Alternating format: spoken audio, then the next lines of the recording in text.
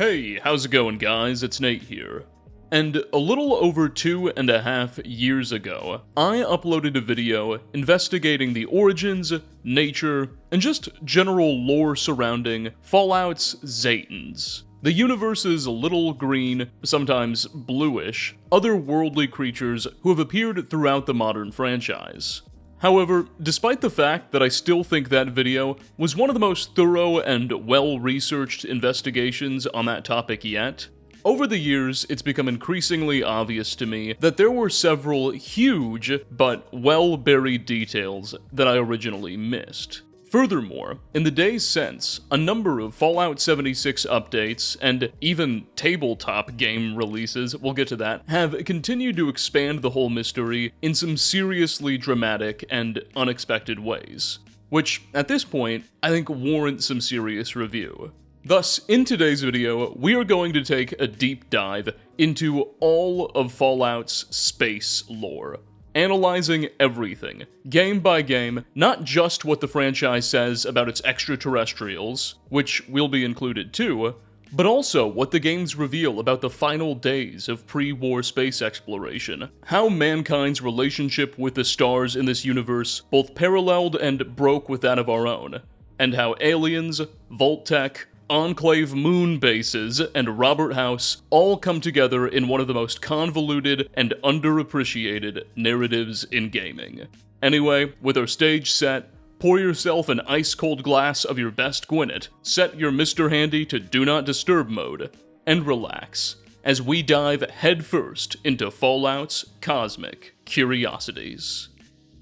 Released in 1997 and set in the year 2161, just 84 years after the Great War, Fallout 1 established many of the core themes that would come to define the franchise, including humanity's relationship with the stars, hinting that Earth had been visited by extraterrestrial life before, and that the old US government was studying the phenomenon thoroughly until its dying breath. One of the most iconic locations in the first Fallout game is this radioactive region of Southern California known as the Glow. Leading up to the Great War, this area was home to an enormous underground research facility owned by a company called WestTech, a defense and research contractor for the old US government heavily involved in the fight against communism. As we learned during the events of the game, mostly through holotapes, due to the nature of the extraordinary research being conducted at this facility, specifically projects involving the forced evolutionary virus, a biological agent capable of altering human DNA, when the Great War broke out, the Chinese were sure to score several direct hits on the compound. The lingering radiation from these intense strikes has since combined with the leaking FEV virus to create this beautiful, luminescent green mist, which is highly lethal and blankets the area surrounding the old WestTech facility. Hence the name, the Glow, being used to describe the region.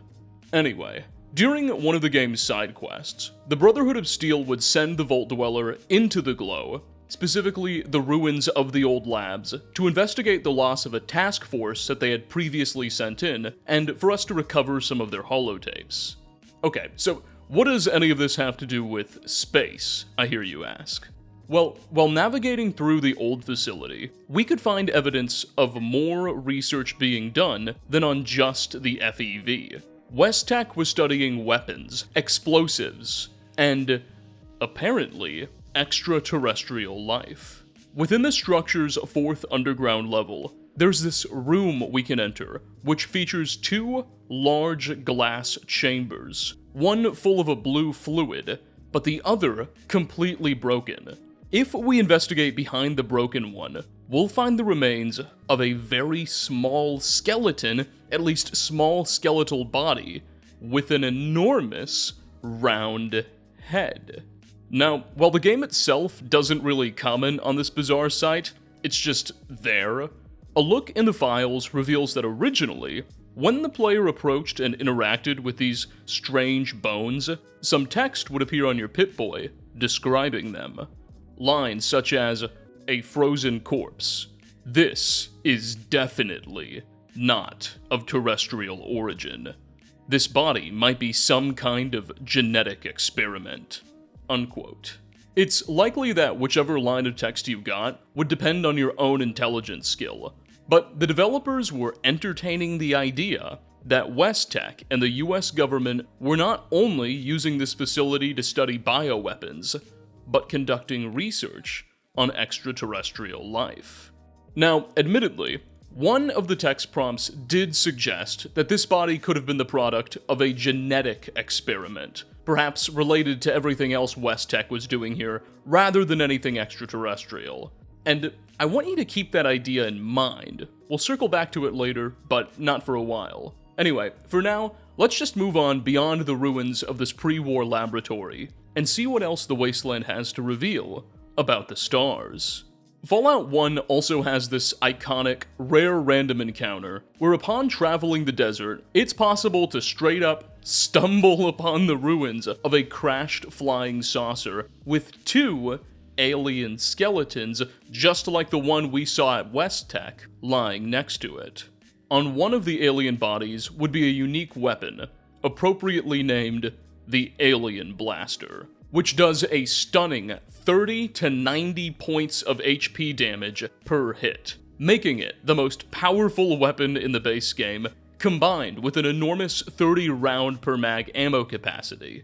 Suffice it to say, the Alien Blaster goes hard in Fallout 1 and seems to obviously be of an otherworldly design. This, of course, is the only alien blaster that we can acquire in the game.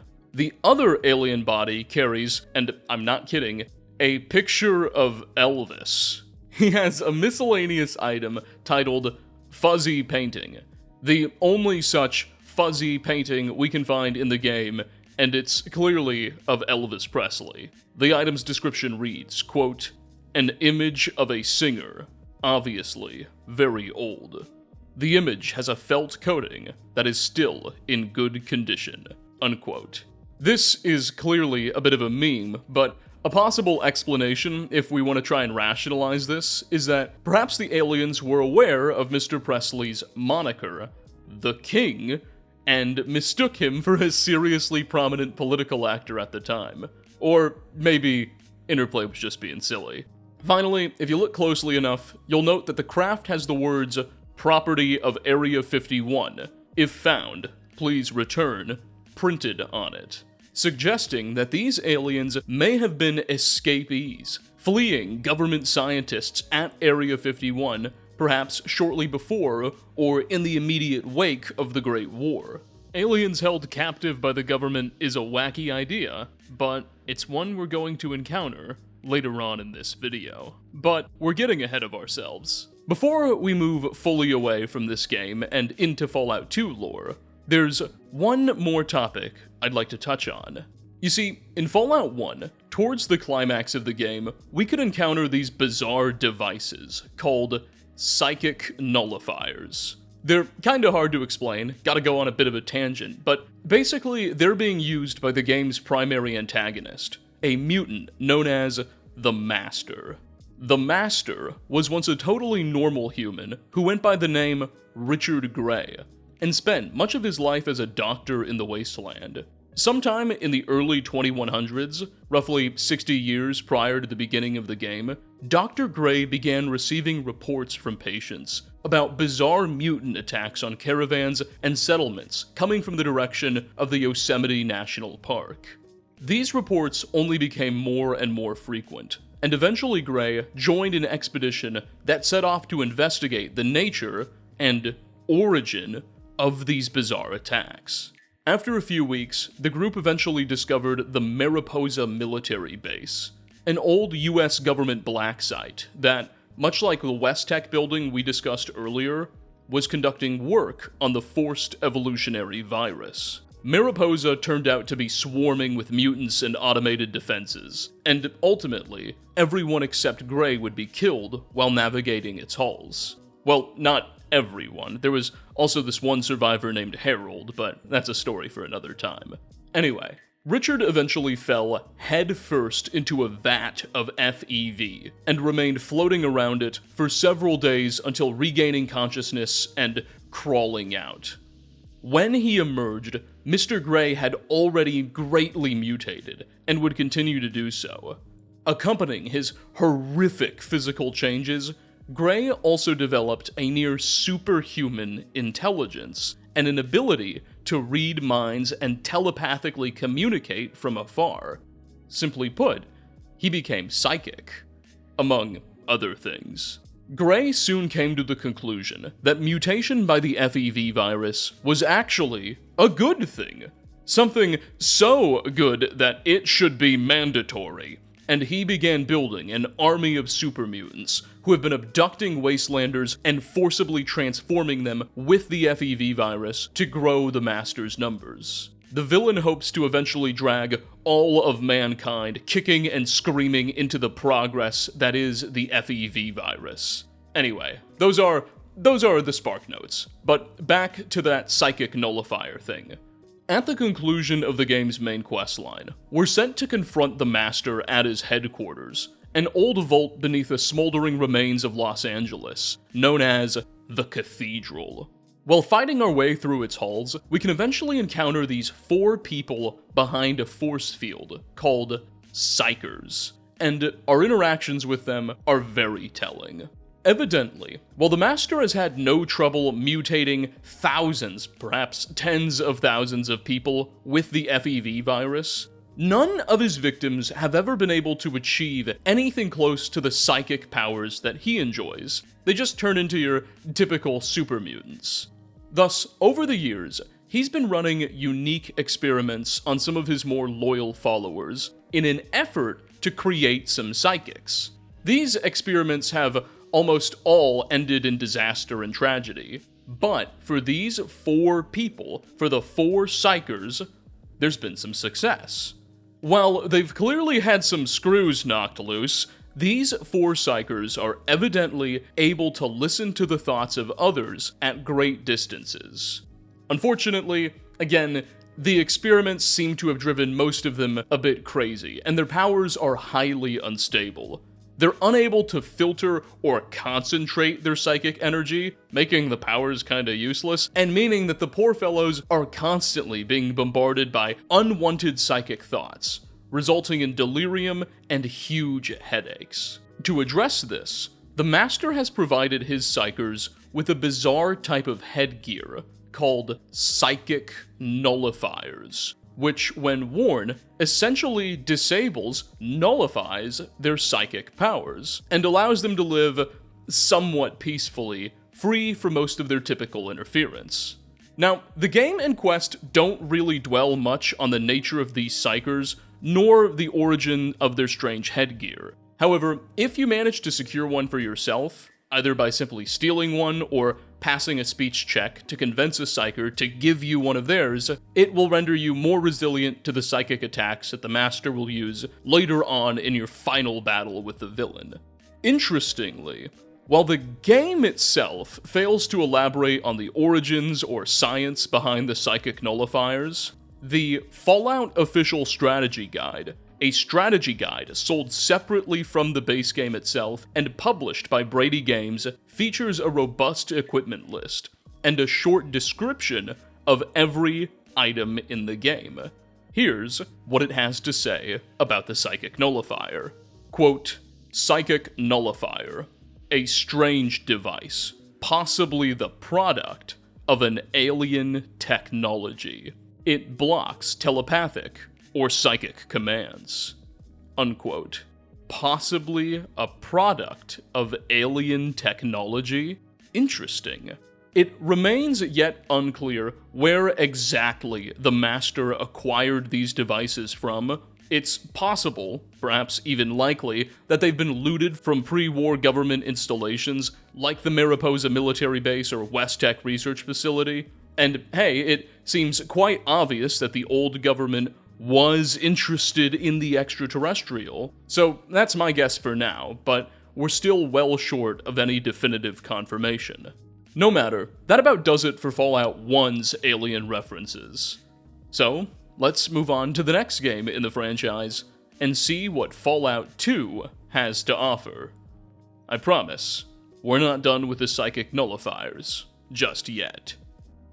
But first, a quick word from today's sponsor, thanks to whom a crazy video of this scale has been made possible.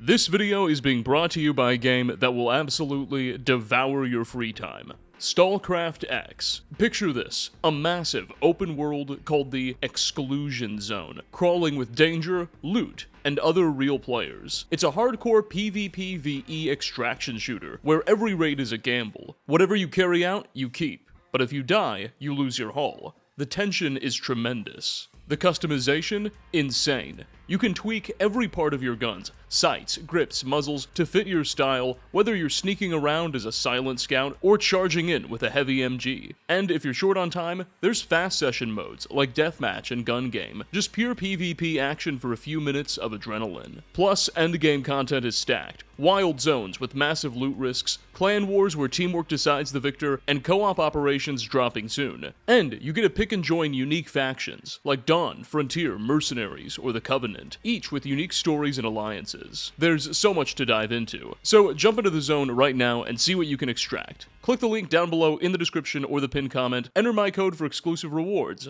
and I'll see you there. Now, back to Fallout 2's space lore.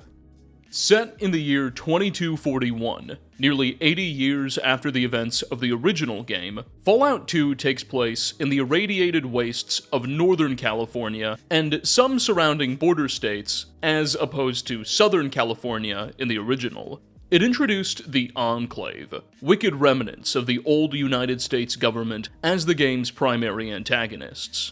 The Enclave will occupy an increasingly prominent role in this investigation going forward, but we'll get to that in good time. For now, let's head down to the ruins of old San Francisco, where we can meet a more immediately relevant, and in some ways, more interesting faction.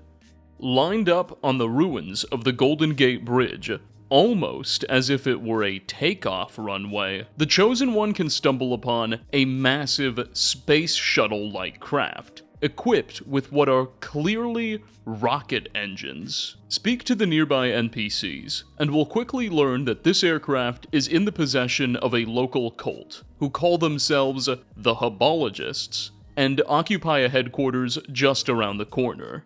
The Hubologists will explain that they are the descendants of a great pre-war religion known as Hubology, founded by a man seemingly an author named Richard Hubble in the days before the Great War. We'll explore the theology of Hubology in more detail as this video progresses, but in short, the basic tenet of their religion dictates that all life on Earth, as well as on other planets, more on that later, owes its existence to a benevolent deity whom they call the Star Father, and who resides on a far-off planet known as Quetzal.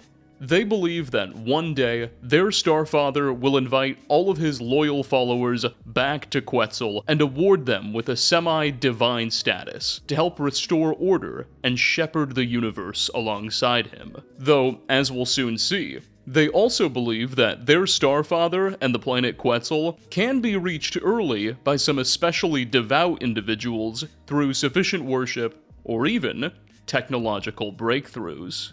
Those are the spark notes, at least. Anyway, as we learn at the Golden Gate Bridge and their nearby headquarters, the Hubologists claim to have recently recovered this spacecraft we see on the Golden Gate Bridge.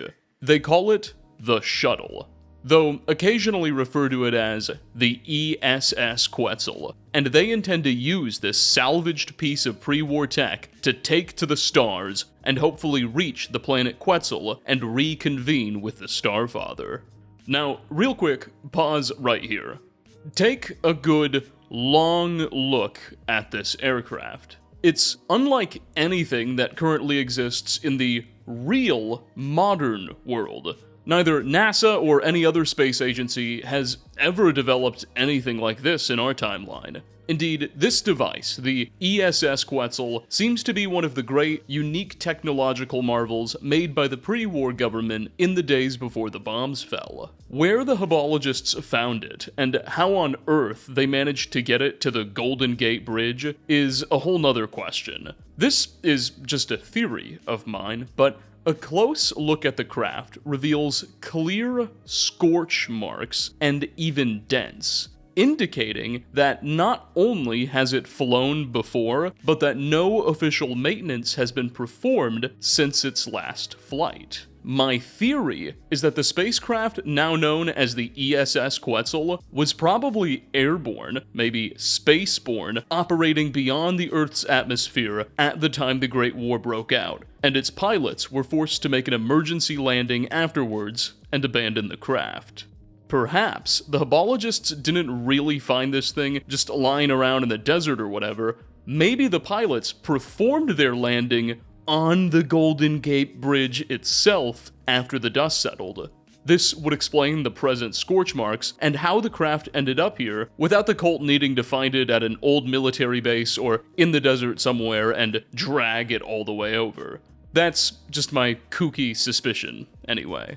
Unfortunately, however it arrived, the ESS Quetzal now needs a lot of work, and that's where the player comes in.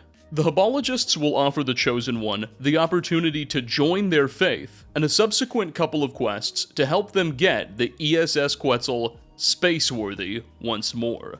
Long story short, they need rocket fuel to power the engines, and vertibird schematics in order to figure out how to develop proper life support and air circulation. These little fetch quests are entirely optional, and no matter what you do, the Hubologists will not be mentioned in the endgame slideshow, which rehashes most of the player's choices during their session. However, a look in Fallout 2's game files reveals 3 potential ending slides related to the player's interactions with the Hubologists that were either cut or bugged due to a broken script.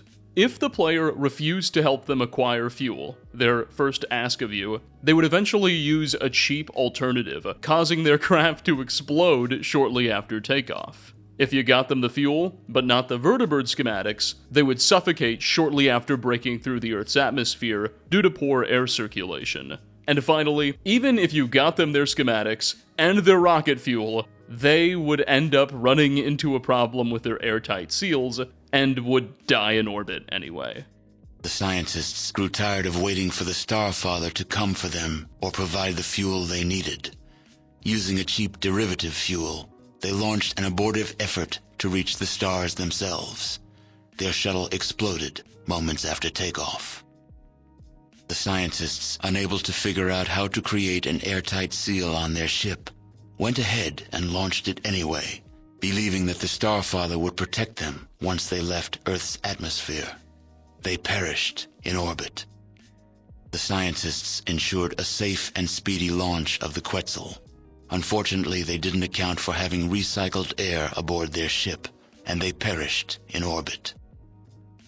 Thus, according to these endings, the Hubologists were always doomed from the start. But again, since they're unused, we shouldn't use them to inform our understanding of what's canon and what isn't. Later on in this video, we'll discuss another chapter of the Hubology cult we can encounter on the East Coast during the events of Fallout 4's Nuka World DLC, but for right now, there are a few additional details I'd like to share about Fallout 2's San Francisco chapter, because some of these themes will really connect with the information we encounter further down the line in this investigation. After formally joining Hubology and accepting their quest to help equip the ESS Quetzal, we'll be given a sort of introduction manual by one of its members, a 7-page holodisk document called The Hubologists' Teachings. This is a truly massive text, one of the largest in the game, and it clearly lays out the Hubologists' origins, their pre-war history, theology, and ultimate plans, at least according to them. It's an invaluable document for understanding the organization, and while it's obviously a bit too long for us to read in its entirety, even in a video like this, There are a few excerpts that I find particularly interesting and would like to share. Take a listen to this passage, which describes the early work of their founder, Richard Hubble, in spreading the religion. Quote, "We were founded back before the Great Deluge by an author and visionary of great promise, a man named Richard Hubble, inspired by music of the time and his own personal experience with extraterrestrial beings. He set out to show us wheels in the sky, to keep them burning, and to understand the great wheel of life." Unquote.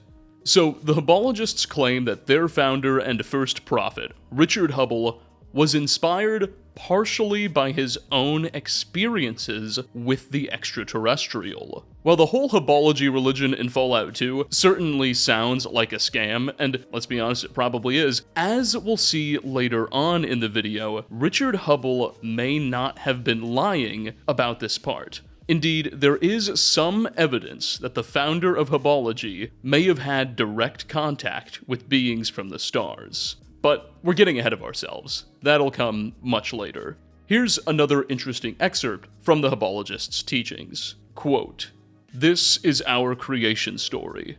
Eons ago, all lived peacefully and in harmony with one another. And then the dark days came. Thrakazog, the pothole, began to teach mind-body dualism, and the sundering of the spirit, and war arose. The Great War destroyed souls and bodies and scattered their remnants across the universe. The Great Wheel came close to separating from the axle of existence, its spokes broken in the rut Thrakazog had created. A new life had to arise, and arise it did, on the planet Terra, as on other planets across the universe." This part's in parentheses.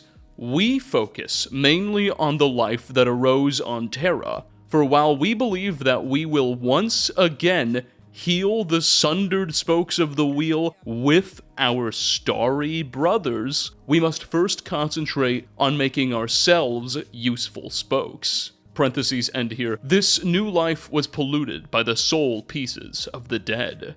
Unquote.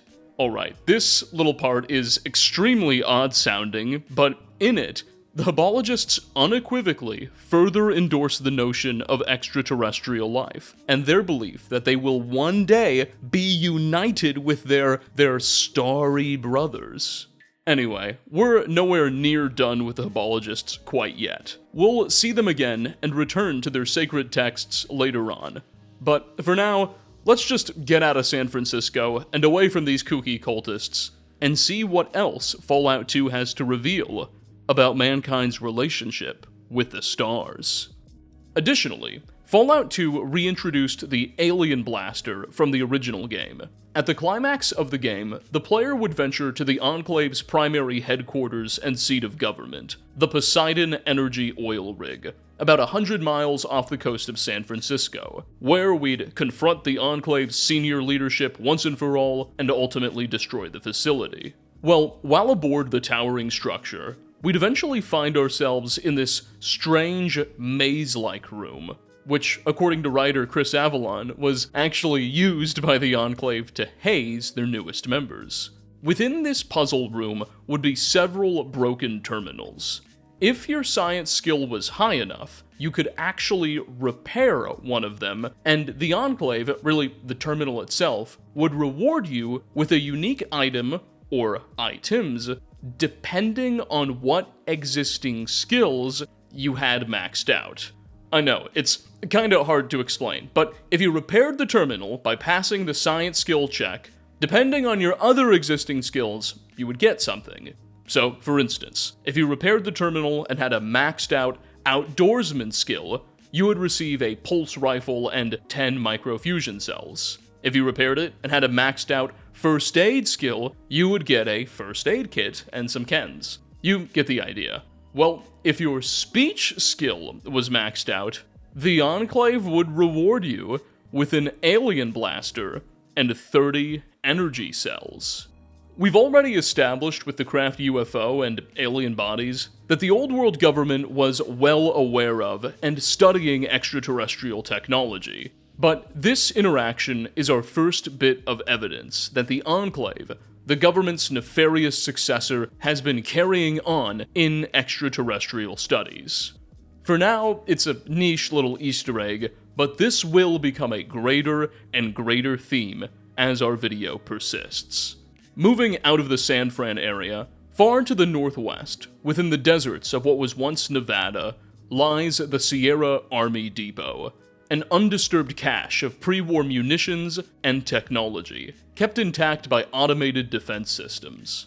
At the core of this complex was a special, now sentient AI, known as Skynet. Skynet was originally designed to serve as a sort of research and logistics assistant to the Army Depot's real managers. But after the bombs fell, it found itself single-handedly running the whole base, and with no one to look after it. Eventually, sometime around 2081, 4 years after the Great War began, the program became sentient. Hilariously, though, Skynet's big problem now is that it's bored. It's been sequestered in this damn depot's computers for several centuries with nothing to do but run inventory on an inventory that never changes. Skynet will give the Chosen One a short quest to help the AI acquire a mechanical body that will allow it to break out of the depot and explore the world once and for all, whatever risks that world may carry. Interestingly, in dialogue with the computer, Skynet would reveal that its creators based it upon alien tech. Quote, Skynet was conceived and developed in the year 2050 through the use of alien technology. A new thinking computer was perfected. In the year 2081, Skynet became self-aware. In 2120, well, after the Great War, Skynet was given a new set of instructions and then abandoned by the makers. Unquote. The timeline of claims here is confusing at best. Skynet claims that it became self-aware in 2081, and then in 2120, it was given a new set of instructions and abandoned by the makers. It's unclear whatever that means, whether the makers refers to a long-forgotten human presence who continued the development of Skynet post-war, or perhaps it refers to Enclave forces who recovered the software and were able to push forward an update. Or hey, maybe it even somehow refers to the aliens whose tech the AI was based on, who could have somehow gained contact with it. Or maybe Skynet's just unreliable. No matter, taken at face value, this would be the first in-game textual confirmation of pre-war technology being based on alien hardware. There's very little context for this line, and nothing else obviously connects Skynet to alien research. That being said, Fallout 1 already established that the government was researching alien biology and technology, and later lore tells us that certain other pre-war technologies were based on recovered Zetan hardware. We'll get to all of that soon enough. Oddly, Fallout 2 uses the misshapen skeleton asset from Fallout 1 to depict a test subject at the Army Depot, whose cranium apparently expanded after receiving excessive doses of mentats. Given the sensibilities of some of the Fallout 2 devs, this may have been deliberately designed to cast doubt on the nature of the remains we found in Fallout 1 in the West Tech facility and next to the crashed UFO. Alternatively, this could have just been incidental asset reuse. Regardless, we're about all done with the space lore revealed by Fallout 2. At least, for now, anyways. But before we move on to what Fallout 3 tells us about the cosmos, there are some, other pieces of media and literature that we think should be discussed.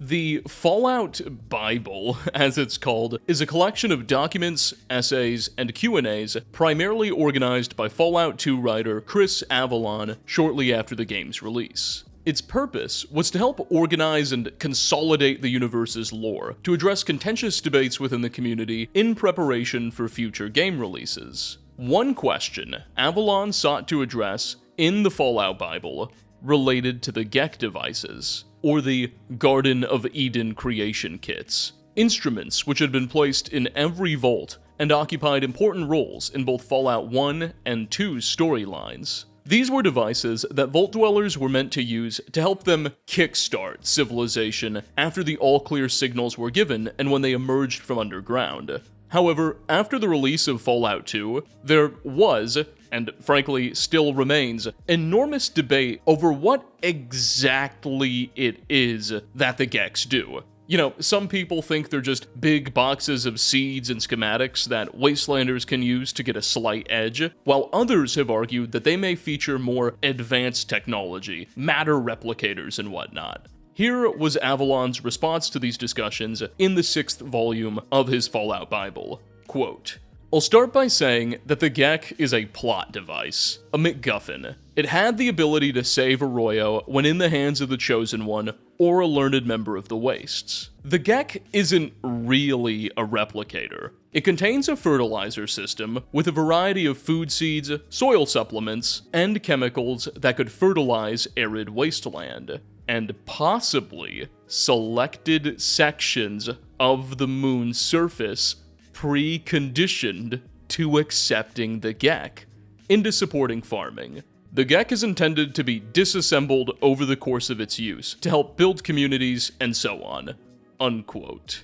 Now, it's worth emphasizing that the Fallout Bible, like Project Van Buren, which we're about to discuss, has not been considered canon since Interplay sold the rights of the Fallout IP to Bethesda. So, ironically, Avalon's Fallout Bible really shouldn't be taken as gospel. But at the same time, this statement does offer some incredible insight into what the original developers were planning, and Avalon is blatantly suggesting that the old US government was planning to use the Geks to populate terraformed surfaces of the moon, far more than just repopulating the wastes after radiation cleared. And honestly, almost out-of-pocket sounding revelation, but as we'll soon see, the idea actually fits with some other elements of the universe's lore. Moving on from Avalon's heretical writings, following the release of Fallout 2 in late 1998, Interplay began work on their version of Fallout 3,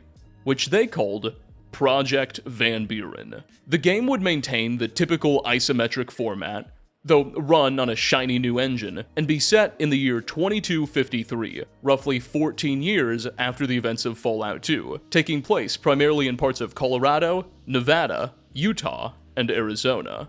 Now, development for Project Van Buren got pretty far ahead. As we'll see in just a moment, Interplay had largely settled on a storyline and was deep into level design when the company was forced to reckon with some serious emerging financial issues. Ultimately, in late 2003, Interplay opted to cancel development of the game. Later, in 2004, the company agreed to license the rights to produce Fallout 3 to Bethesda Softworks in exchange for a large sum of money and an undisclosed amount of royalties from the game's sales. Note, Bethesda wasn't interested in continuing work on Van Buren. They straight up wanted to develop their own third and first-person 3D Fallout game built from the ground up.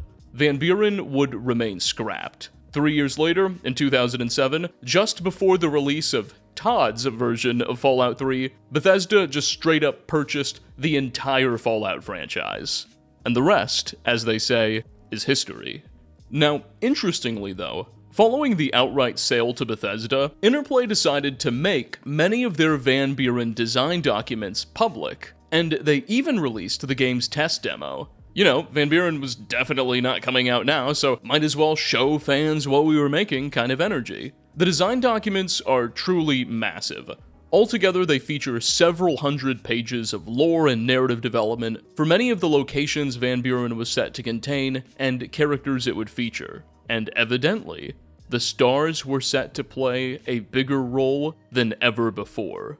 The game's primary antagonist, whose intentions wouldn't have been truly revealed until the second act, was set to be a mad former NCR scientist named Dr. Victor Presper, who had grown disillusioned with the state of mankind and developed a plan to cleanse the world with a sort of second apocalypse, that would leave only the best and brightest, of his choosing, to repopulate.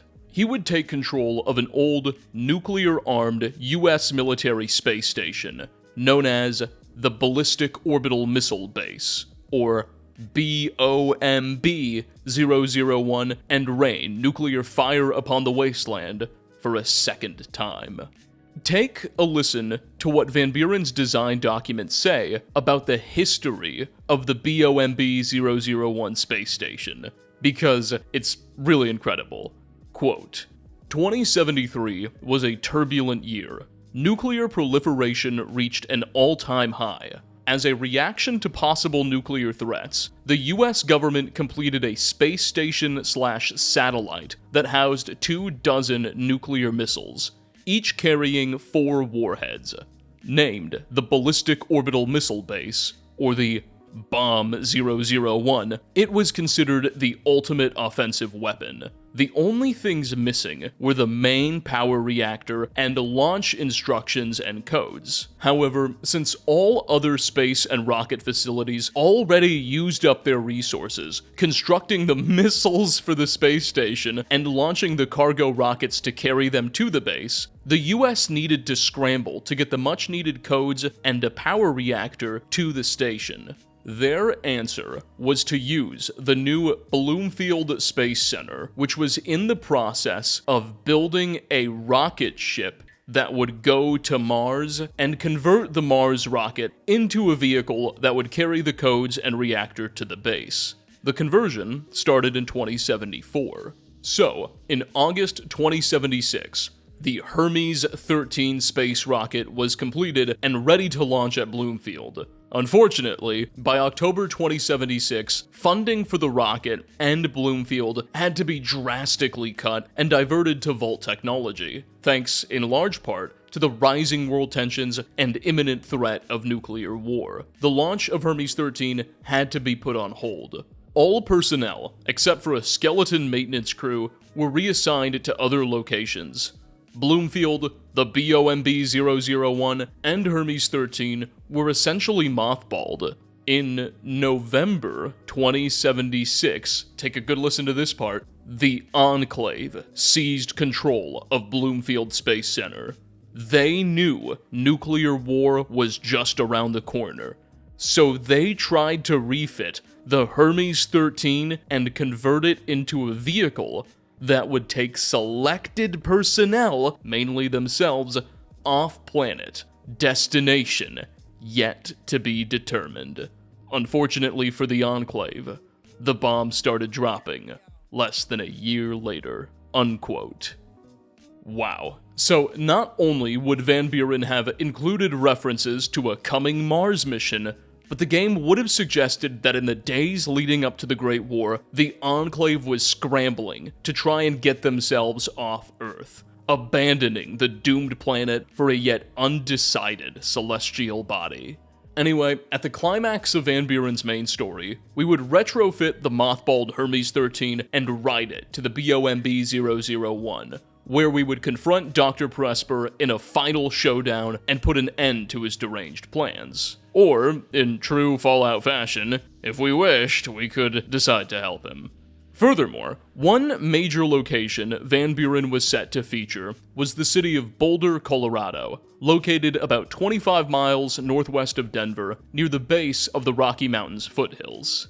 According to Van Buren lore, in the Fallout universe, Boulder would have been home to something called the Boulder Dome, a massive, state-of-the-art aerospace research compound built by the old US government capable of surviving a nuclear blast, that, shortly before the events of the game, would have been discovered and reoccupied by the NCR. Now, evidently, as per the Van Buren design documents, Boulder Dome was at least partially constructed by the United States to serve as a prototype for future moon and later interplanetary colonies. Quote, Boulder was long a place where advanced scientific research took place. The University of Colorado, IBM, and Ball Aerospace were located here.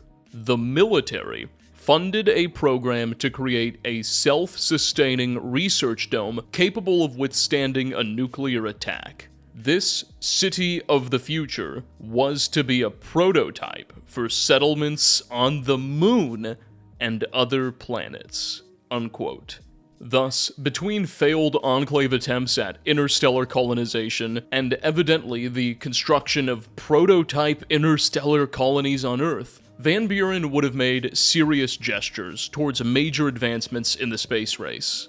However, just as many questions seem to have been left behind. For example, the design documents suggest that the planned mission to Mars, which was ultimately cancelled so its rocket could be converted, would have been the first American manned mission to Mars ever, which seems odd given that the Enclave were already secretly working out plans to flee the Earth and the government was building prototype colonies. That's another thing. Prototype space colonies are mentioned, but it's unclear if anything has actually been implemented yet. Maybe not on Mars, but the moon is right there. Could the government have implemented a lunar colony before the Great War kicked off?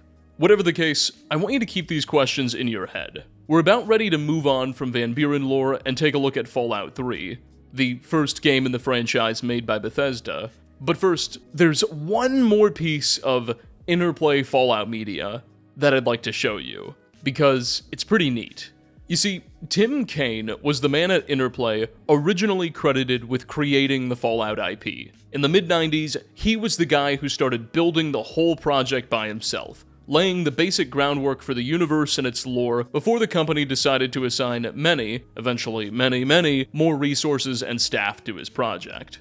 Of course, Mr. Kaine has long since lost the rights to his baby, but he maintains a YouTube channel where he regularly offers behind-the-scenes insights on the franchise's history while he was at Interplay. Well, in May of 2023, he published a short 5-minute video titled The True Purpose of the Vaults, where he laid out his original vision for what Vault-Tec was hoping to achieve, and once again, the stars were going to play a central role. Take a listen. Today I want to talk about what my ideas were for the vaults and what their purposes were. And I'm just going to preface this. I don't know what Bethesda is doing with them. No idea. So this is entirely the idea that I had at the end of Fallout 1. And let me tell you where the idea came from. It's Chris Taylor's fault. I was talking with him one day about something else, and he said, you know, these vaults that Vault-Tec are building only hold 1,000 people. And their most optimistic projection is they're going to make 1,000 of them. So that's only 1 million people, and there's 200 or 300 million people in the US. We're not saving everyone. And then that made me think, maybe that was the whole point. There is no Earth to come back to. So the head of the Enclave and probably the very highest levels of the US government were like, let's build a starship and take it.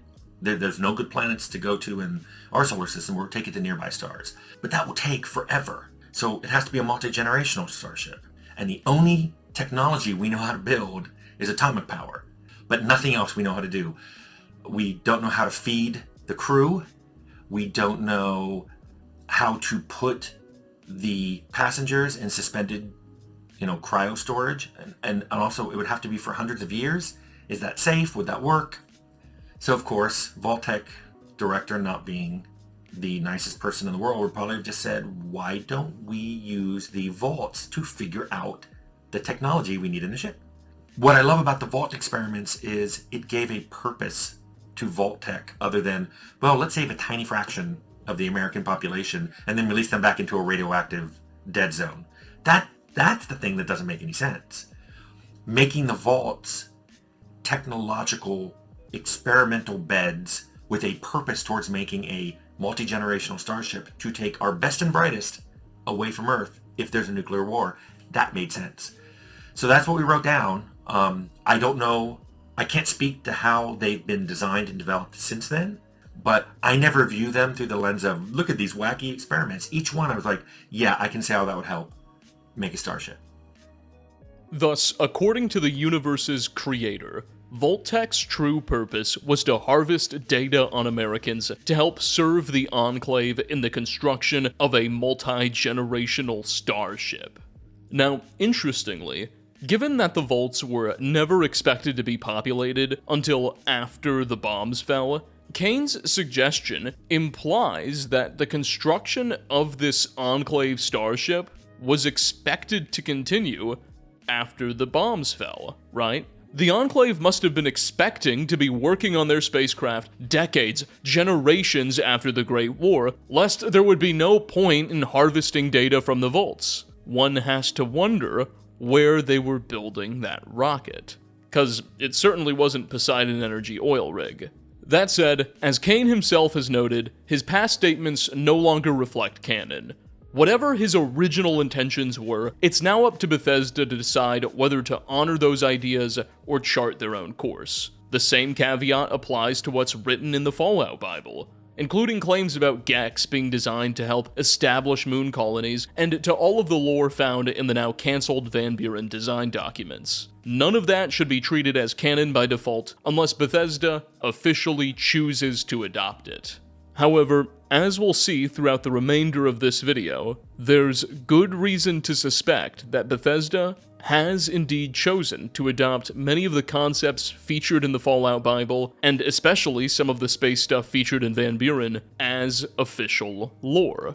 Indeed, I would argue that they even seem to be honoring Tim Kane's original intentions for Vault-Tec and the Enclave. But once again, I'm getting way too far ahead of myself.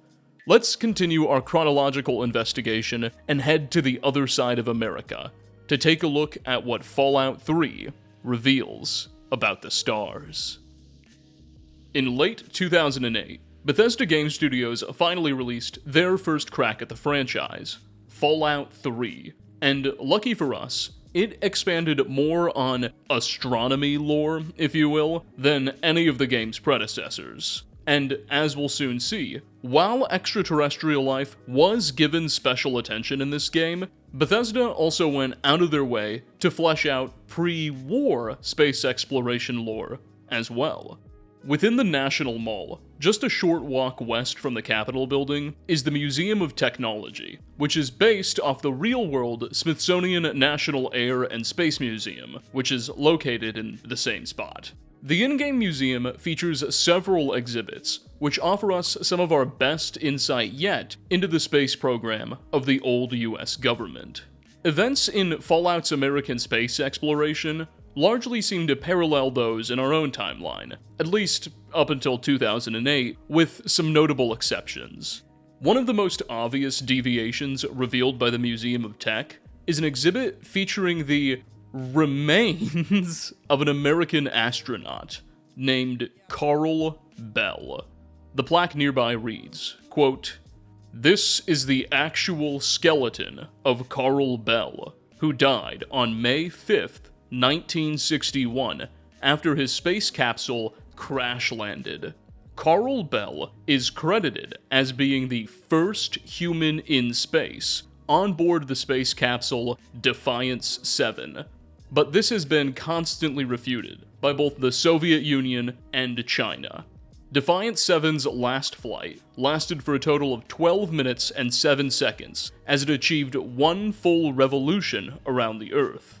Remains donated by Edwina Bell." Unquote. Now, this is quite interesting, because it seems that in the Fallout universe, the US government is claiming to have put the first man into space. An achievement which, in the real world, went to the Soviets. On April 12, 1961, when cosmonaut Yuri Gagarin was put into orbit for just a little under 2 hours. So, perhaps, in the Fallout franchise, America really did beat the Soviets to the Kármán line. Or, alternatively, more nefariously here, Fallout's US government could just be lying. Fully orbiting the world in a mere 12 minutes, as this plaque claims Carl Bell did, would produce such an enormous velocity that the craft would be flung out of orbit. Though, perhaps that could partially explain poor Mr. Bell and the Defiance 7's fate. Moving along, it would seem that Fallout's American lunar program also largely paralleled developments in our own timeline, again with some minor changes. There is an exhibit to the Virgo 2 lander, which was apparently the lunar lander used during America's first manned mission to the moon. supposedly occurring on July 16th, 1969, roughly the same date it occurred in our own timeline. The plaque nearby reads, quote, "On July 16th, 1969, the Virgo 2 lunar lander, Valiant 11, became the very first manned space vehicle to touch down on the moon. The Valiant 11's crew consisted of Captain Richard Wade, Captain Mark Garris, and Captain Michael Hagan of the USSA. We salute these brave and noble men who took the very first steps on a planetary body other than our own." Unquote. So, America's pilot moon program in the Fallout universe was called the Valiant 11, rather than the Apollo 11, as it's known in our timeline. And the lander module used was called the Virgo 2, rather than the Eagle. It's also worth noting that Fallout's Virgo 2 looks nothing like the Eagle, the real moon lander used in our timeline. Rather, it seems to have been inspired by the lander that the Soviets were developing, called the LK, which never actually made it to the moon. The LK module was never capable of accommodating more than one person either, and the Virgo 2 doesn't look any bigger, which beckons to the question of how 3 astronauts were supposed to fit into this, and could subtly suggest some more conspiratorial shenanigans on the part of the old US government. Or maybe Bethesda was just being silly and thought the LK looked cooler. The next big exhibit we can find is for a giant rocket called the Delta 9. There's an information terminal nearby, which reads, "The Delta 9 rocket, commissioned by the USSA in 2020. Note that the USSA, or United States Space Administration, is simply the Fallout equivalent for NASA. A name Bethesda probably chose to change for copyright's sake. Anyway, the Delta 9 rocket, commissioned by the USSA in 2020, was the last of the manned rockets that sent our brave astronauts to the moon. The Delta 9 was in use for almost 15 years before being converted for military use, and having the crew and instrument sections replaced with a nuclear warhead. The Delta 9 recorded over 77 successful launches, making it one of the most successful rockets in US history. The rocket, developed entirely by USSA scientists, was a single-stage vehicle with an ejectable crew section or satellite storage bay. The propulsion system was a nuclear electric derivative drive, using a mass electrical jolt to start the nuclear reaction on launch. The crew was protected from the radioactive chambers by way of a massive titanium disc. The spacecraft had the capability to sustain 2 astronauts for up to 24 days maximum. The longest recorded spaceflight in a Delta 9 rocket was the 17-day Zeus 12 mission to the moon." Unquote. Now, the Delta rockets will come up later in this video, believe it or not. But for now, pay attention to this phrase. The Delta 9, commissioned by the USSA in 2020, was the last of the manned rockets. The Delta 9 was in use for almost 15 years before being converted for military use, and having the crew and instruments replaced with a nuclear warhead. So, this would suggest that manned American rocket missions to the moon ceased in 2035, right? You know, the rocket was commissioned, put to service in 2020, and then stops 15 years later. That makes sense. Well, there's this other exhibit in the museum's West Wing to something called the Valiant 12 flag. This was evidently a flag planted on the moon during America's second lunar expedition in 1969. But it was recovered by the US government by astronauts in 2052? That's well after 2035. Well, here's what the plaque says. Quote, "This unusual flag was recovered from the surface of the moon by the very last manned flight to its surface in 2052. The flag is from the old Valiant 12 Virgo 3 lunar lander that touched down on November 14th, 1969. Its remarkable condition can be attributed to its construction. The flag is actually made of special materials to withstand the harsh environment of space." Unquote. So, astronauts put this flag up in the 60s, and during America's last visit to the moon, we took it back. This timeline seems to conflict with what we learn in the Delta IX terminal, which implies that the Delta IX rocket, our last rocket put to service in 2020, was only in use for 15 years, and operations should have ceased in 2035. So it's unclear what's going on here. The Delta IX terminal merely claims that it was the last rocket to take man to the moon, so perhaps there's some alternative method of space travel that was developed, but sadly, the museum just ignores this discrepancy. Alright, well, that about does it for all of the exhibits relevant to spaceflight in the Museum of Technology.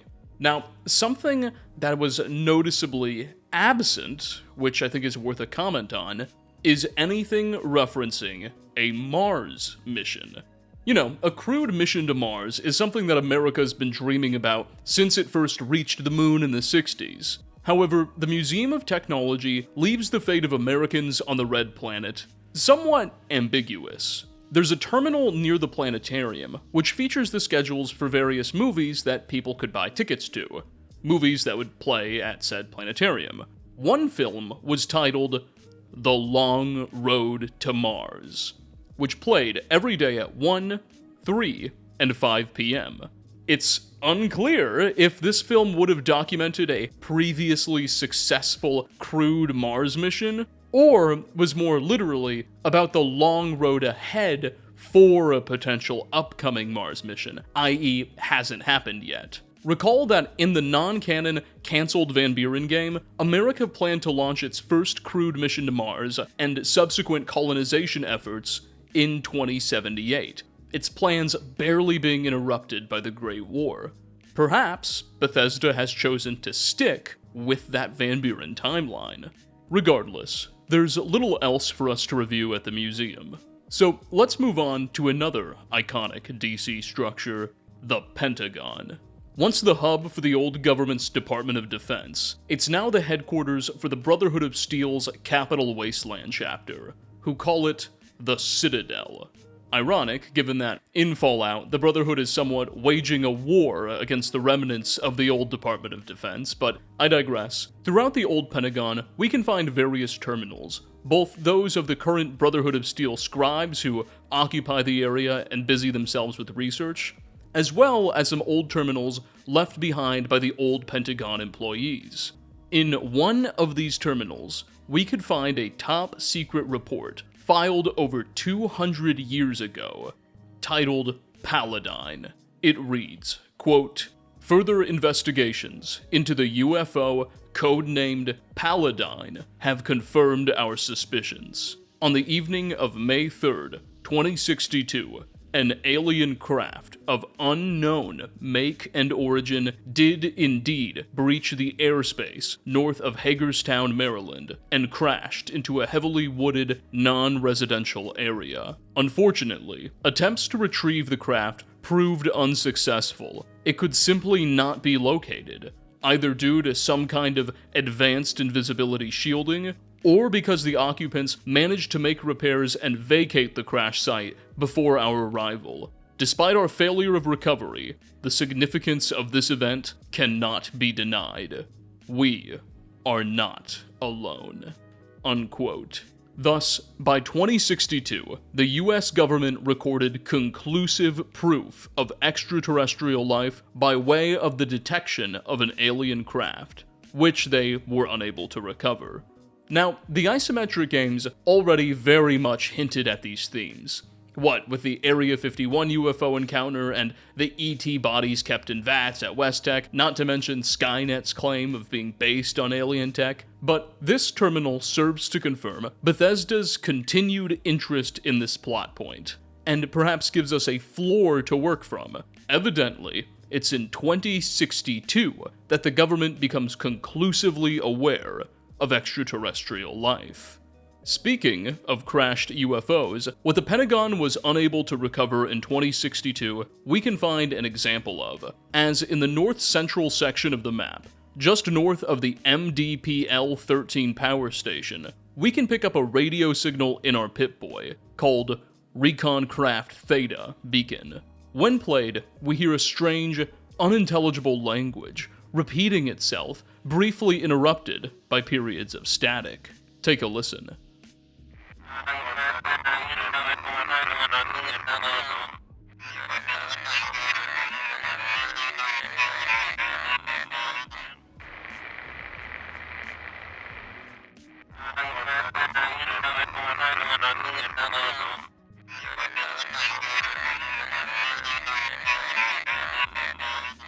If we pursue the signal, we'll eventually discover its source, an unmarked, saucer-shaped, crashed alien ship. In front of the vessel's destroyed cockpit will be a fresh alien corpse, called Recon Craft Theta Pilot. The character seems to be wearing some kind of spacesuit with an enclosed helmet and a breathing apparatus.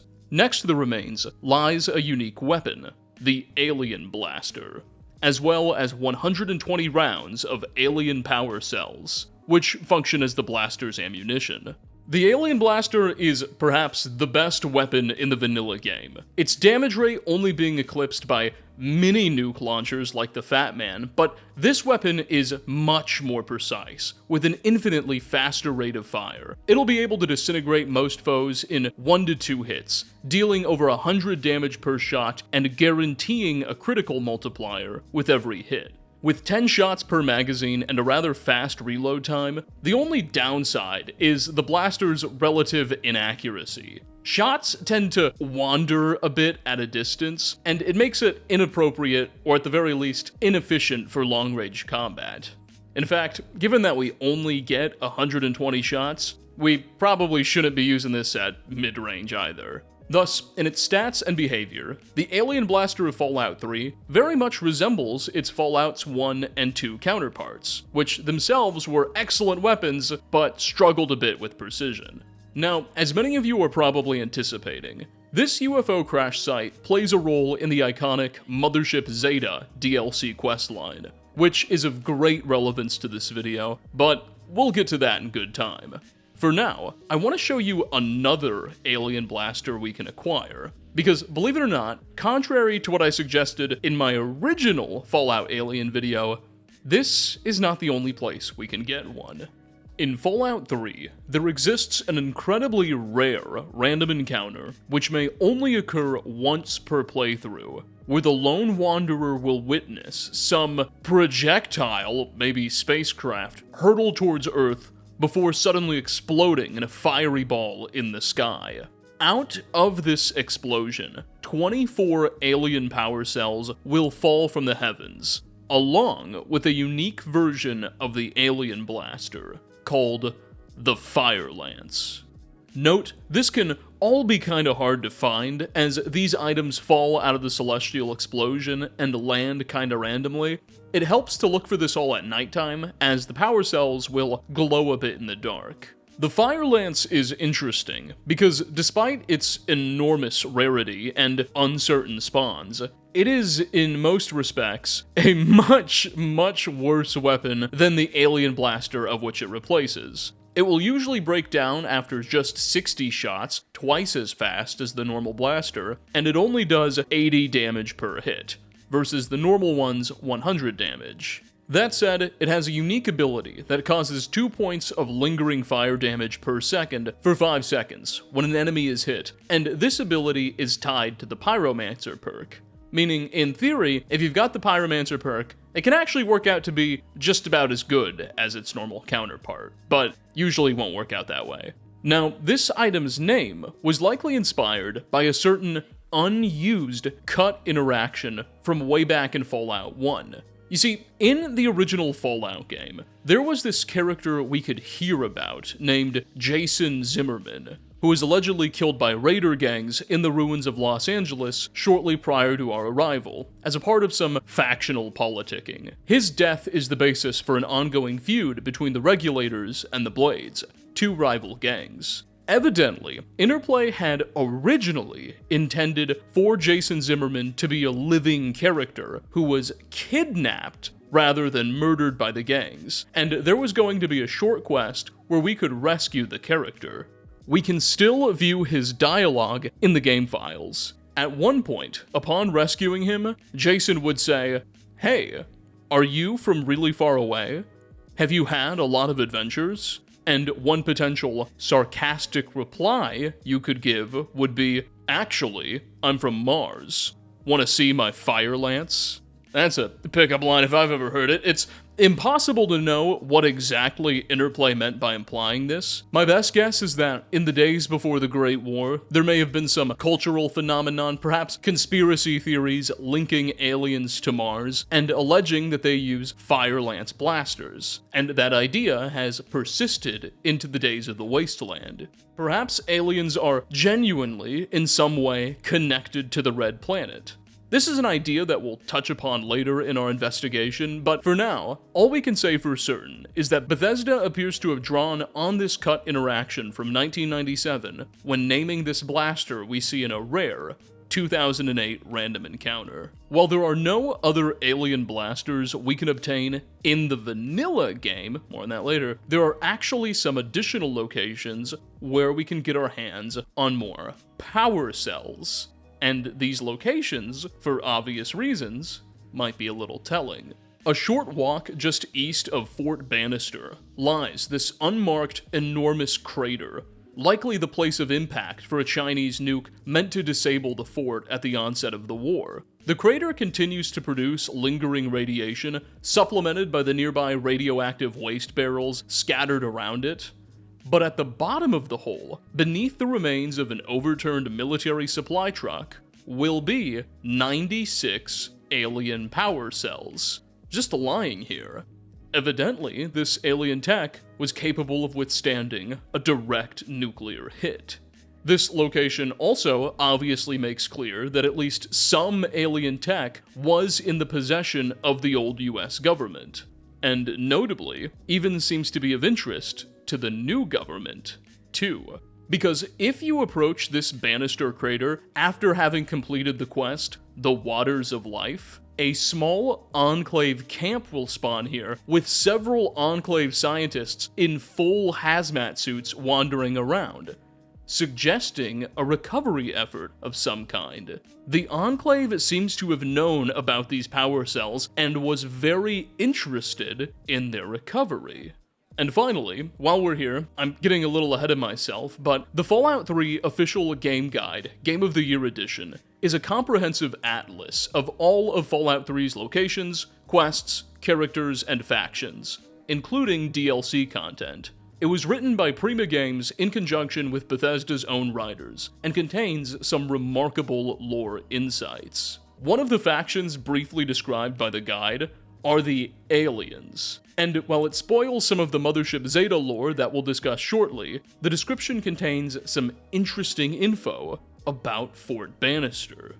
It reads, quote, "Aliens. Once thought to be covered up by a government conspiracy and believed only by crackpot groups such as the Quare Verum, evidence of extraterrestrial life can be traced back throughout human history, but became nationally recognized after the mysterious disappearance of the Clarabella 7 space pod during the 1960 space race. It is said that alien technology was the basis of many of the Enclave's more exotic and impressive weaponry and robotics. And even toy manufacturers, such as Wilson's Automatoys, weren't immune to these accusations. Recently, after the discovery of an alien body in Fort Bannister, the shocking truth was revealed. Aliens are not only real and alive, but they are back, and they're pissed." Unquote. So, in the lore, Fort Bannister was once home to some alien remains. The suggestion of a recent discovery may imply that in the days before the bombs fell, the public became aware of this reality through the work of whistleblowers or investigative journalists. And maybe that's why these power cells were being loaded up on a truck directed away from the base. The government could have been trying to relocate these assets after they were revealed. But that's just a theory.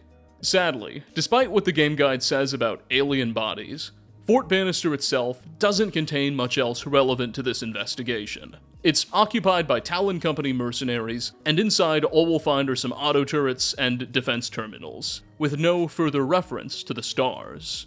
So let's scurry on out of here.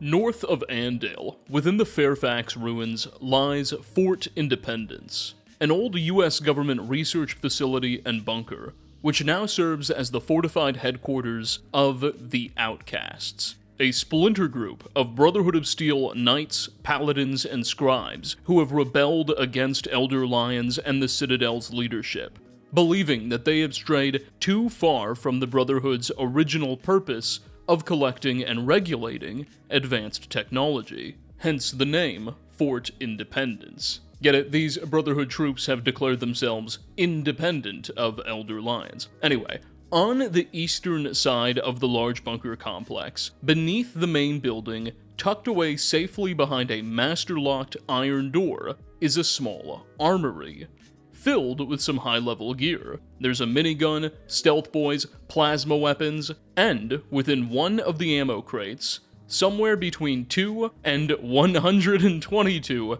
alien power cells, depending on your level, luck stats, and whether or not you have the Scrounger perk.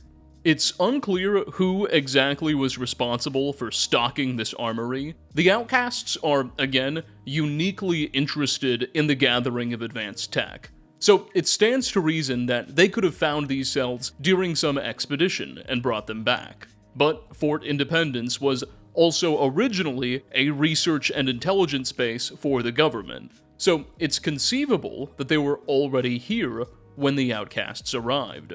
Furthermore, if we speak to the group's leader, a certain Protector Cassidon, he'll offer us a unique barter opportunity, explaining that he and his men are after advanced technology. The leader will promise to buy any we can bring him, and in exchange, the Outcasts will pay with surplus ammo, medicine, or explosives, depending on the value of the products we find them.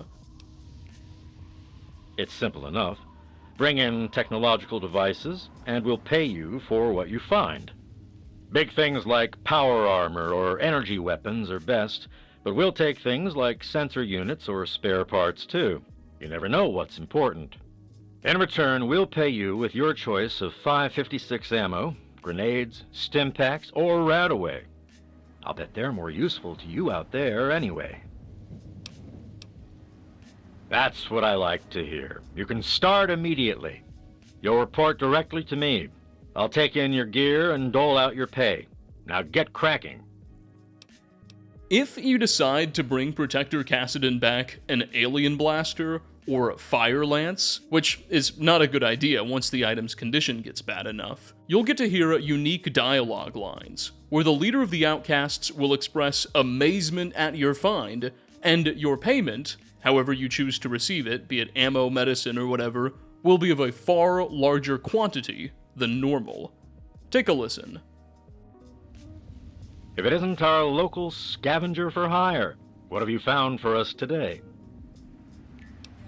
Let's see what you've got.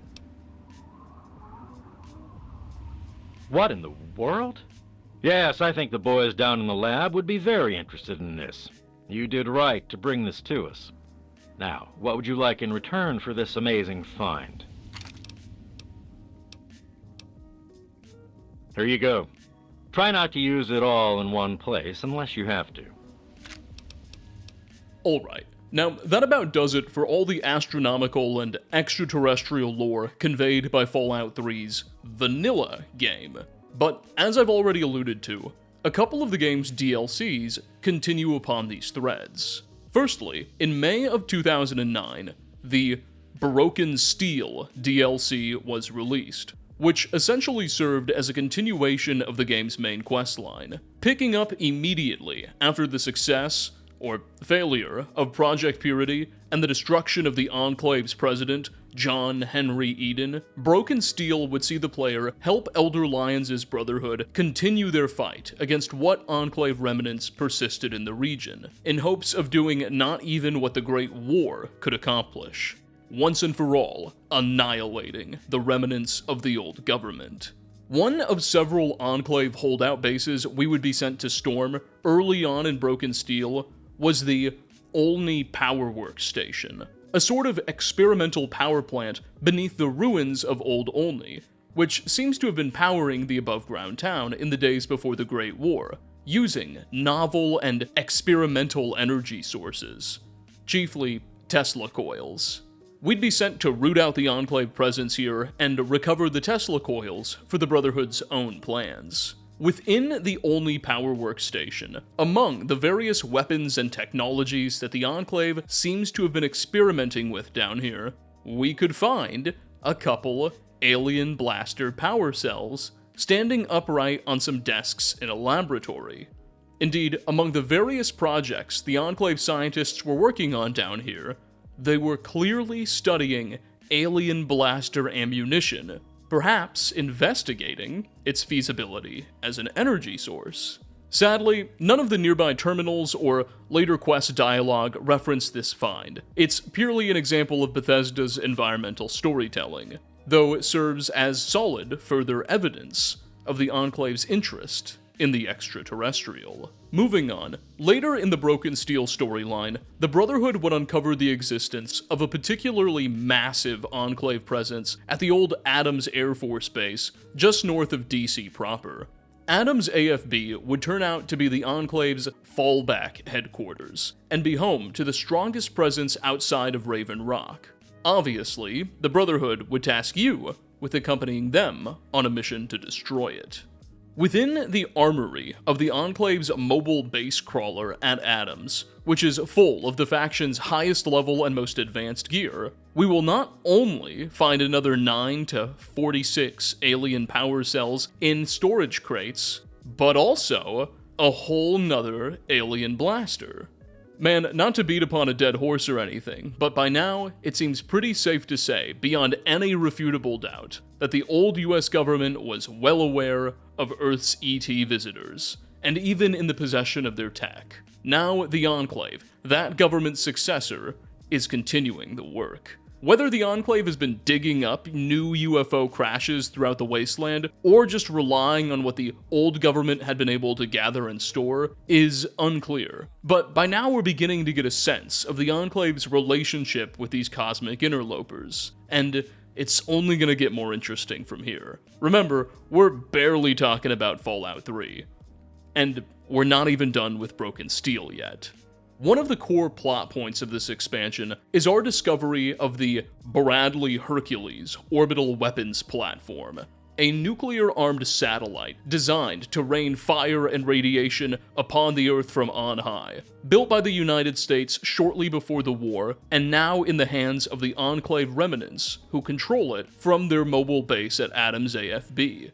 As a matter of fact, early on in the DLC, we find out about the Bradley Hercules' existence when Enclave remnant forces use it to destroy Liberty Prime during a battle for one of their left-behind camps. At the conclusion of the DLC, when we take control of the Air Force Base, we'll be able to access some terminals which control the orbital weapons platform, and they reveal some interesting details.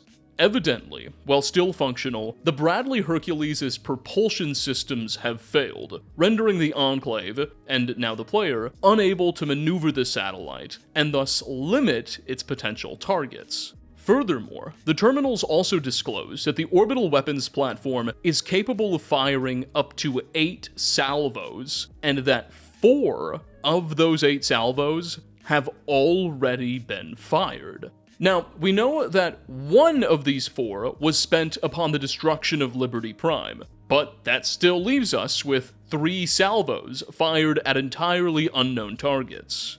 What could the Enclave have been shooting at prior to its war with the Brotherhood? Well, we're never really given an idea. There's a fun fan theory regarding one potential target, which we'll talk about later on in the video, but for now let's just leave this dead end as it was in Fallout 3. What matters now is the satellite's next target.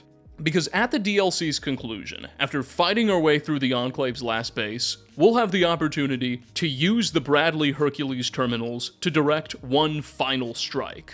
We can either hit Adam's AFB itself, once and for all destroying the Enclave's last major command station, which will award us with a major positive karma boost, and when we return to the Citadel, the Brotherhood of Steel will greet us with honors. This is clearly the way the quest is meant to end. Or, if you want to go the evil route instead, you can have the orbital weapons platform destroy the Brotherhood of Steel Citadel. This is just a truly deranged option, which makes no sense given that throughout the game and DLC, the Brotherhood is the player's best ally, and you're given no real incentive to do this, but you can, and will receive a major karma loss. If you go ahead and destroy the Citadel, when you finally get around to returning to it, you'll find it reduced to a smoldering crater, and at the bottom, we'll be able to access a previously inaccessible armory, evidently this bunker being the only thing to have survived the impact. And within the armory, among the Brotherhood's most cherished weapons will be 72 alien power cells for your taking.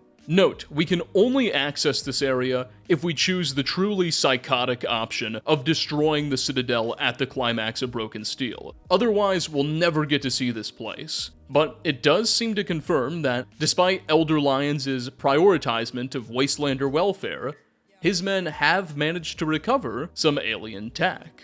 Or, again, alternatively, it's also possible that these power cells were already at the Pentagon when the Brotherhood arrived, much like the situation with Fort Independence. But on that note, we are finally done with Broken Steel. So, let's move on to the next and final Fallout 3 major DLC, Mothership Zeta, an obvious goldmine of information for an investigation like this. Released just a few months after Broken Steel, in August of 2009, Mothership Zeta sends us to, well, a Zetan mothership following an abduction near that crashed UFO with the dead alien we mentioned earlier. It's worth noting that our abduction, at least initially, seems to be kinda accidental. The aliens appear to have merely been beaming up their crashed craft, and we happen to be at the wrong place at the wrong time. No matter, they're happy to have another human subject aboard their ship. From here, the Mothership Zeta storyline will follow our efforts to organize our fellow human prisoners on board, of which there are very many, into a general rebellion against our alien captors and find a way back home. Notably, while we encounter several recently abducted Wastelanders, many of the alien abductees were clearly taken a long time ago and cryogenically frozen by the Zetans. We encounter veterans of the Great War, cowboys, and even a feudal Japanese samurai named Toshiro Kago, who is only fluent in feudal Japanese and thus is incapable of communicating with us beyond vague gestures. No matter, he is happy to participate in our uprising and get revenge against his kidnappers. Toshiro Kago's entry in the official game guide confirms his antiquity. Quote, "One of the 4 entities that you thaw out during the abduction exploration on board Mothership Zeta is a silent and stoic man named Toshiro Kago. His lack of English and your inability to converse in Japanese mean conversation is never more than stilted gestures. It appears Kago is a samurai warrior and well-skilled in sword combat. His armor appears to date from around the Azuchi Momoyama period, 1568 to 1603, suggesting that aliens have visited the Earth throughout history. He is more than capable of slaying aliens if a particular ceremonial blade is presented to him, or he can be slain without your other allies protesting." Unquote. Aside from all these characters who we can physically interact with throughout the mothership, we can find these captive logs, recordings the aliens have taken from their various captives throughout time. The holotapes provide invaluable insight into the sheer degree of interference these celestial interlopers have been involved in, as well as the antiquity of their interactions with Earth. Obviously, it would take a little too long for us to play all 255 of these recordings, even in a video of this nature. However, I would like to share a few of the most interesting ones with you, because they're relevant to this video and just fascinating on their own accord. Take this example of a man named Andrew Endicott, abducted from Salem, Massachusetts, around the turn of the 17th century. What? Talk into this thing? Just talk? I don't have to do anything else? Ow! All right! Ow! I said all right, just stop! Hello. Hello. My name is Andrew Endicott. On the night of May 17th, the year of our Lord 1697, I was taken from my home in Salem Village. I do not know where I am exactly, or why I came to be here. I've seen through windows the stars and sun and beloved Earth down there below me. So it would seem I am aboard some vessel suspended in the ether. Ironically, it would seem so close to where I thought heaven must surely lie. But this is not heaven, and my captors are not angels. I'm not entirely unconvinced that the scripture is wrong, that heaven and hell are reversed. For my captives are devils, demons from my nightmares. Even now, they watch me, make me talk. They seem to want me to tell my story. I know not why. A record of their deeds, perhaps? Or am I just a pawn in some evil game? And there are others, other captives, I mean. From whence they came, I cannot say. Some wear strange dress, as if they're from a different time, and some are frozen, as in ice, unmoving, but I think alive. I believe they plan the same fate for me. Will I be frozen too? Will I... Ow! Stop it! I did what you said! You wanted me to talk, so I talked. Just leave me. Leave me be. Among the more enlightening recordings is one we can hear left behind by a certain Colonel Hartigan. Evidently, Colonel Hartigan was an early astronaut who disappeared from a low orbital flight in the 1960s. Take a listen to his holotape. This is incredible. I'm Colonel Hartigan of the United States Air Force. I'm sorry. What? I don't understand. Oh, speaking to this? Yes. I was saying, I'm Colonel Hartigan, United States Air Force. Our nation has been conducting manned spaceflight tests, and I'm sorry, you'll have to forgive me. Frankly, we never expected to meet you all. I'm sure there's a great deal that our two species can learn from... Ow! Ow! What the hell? What is this? What are you doing?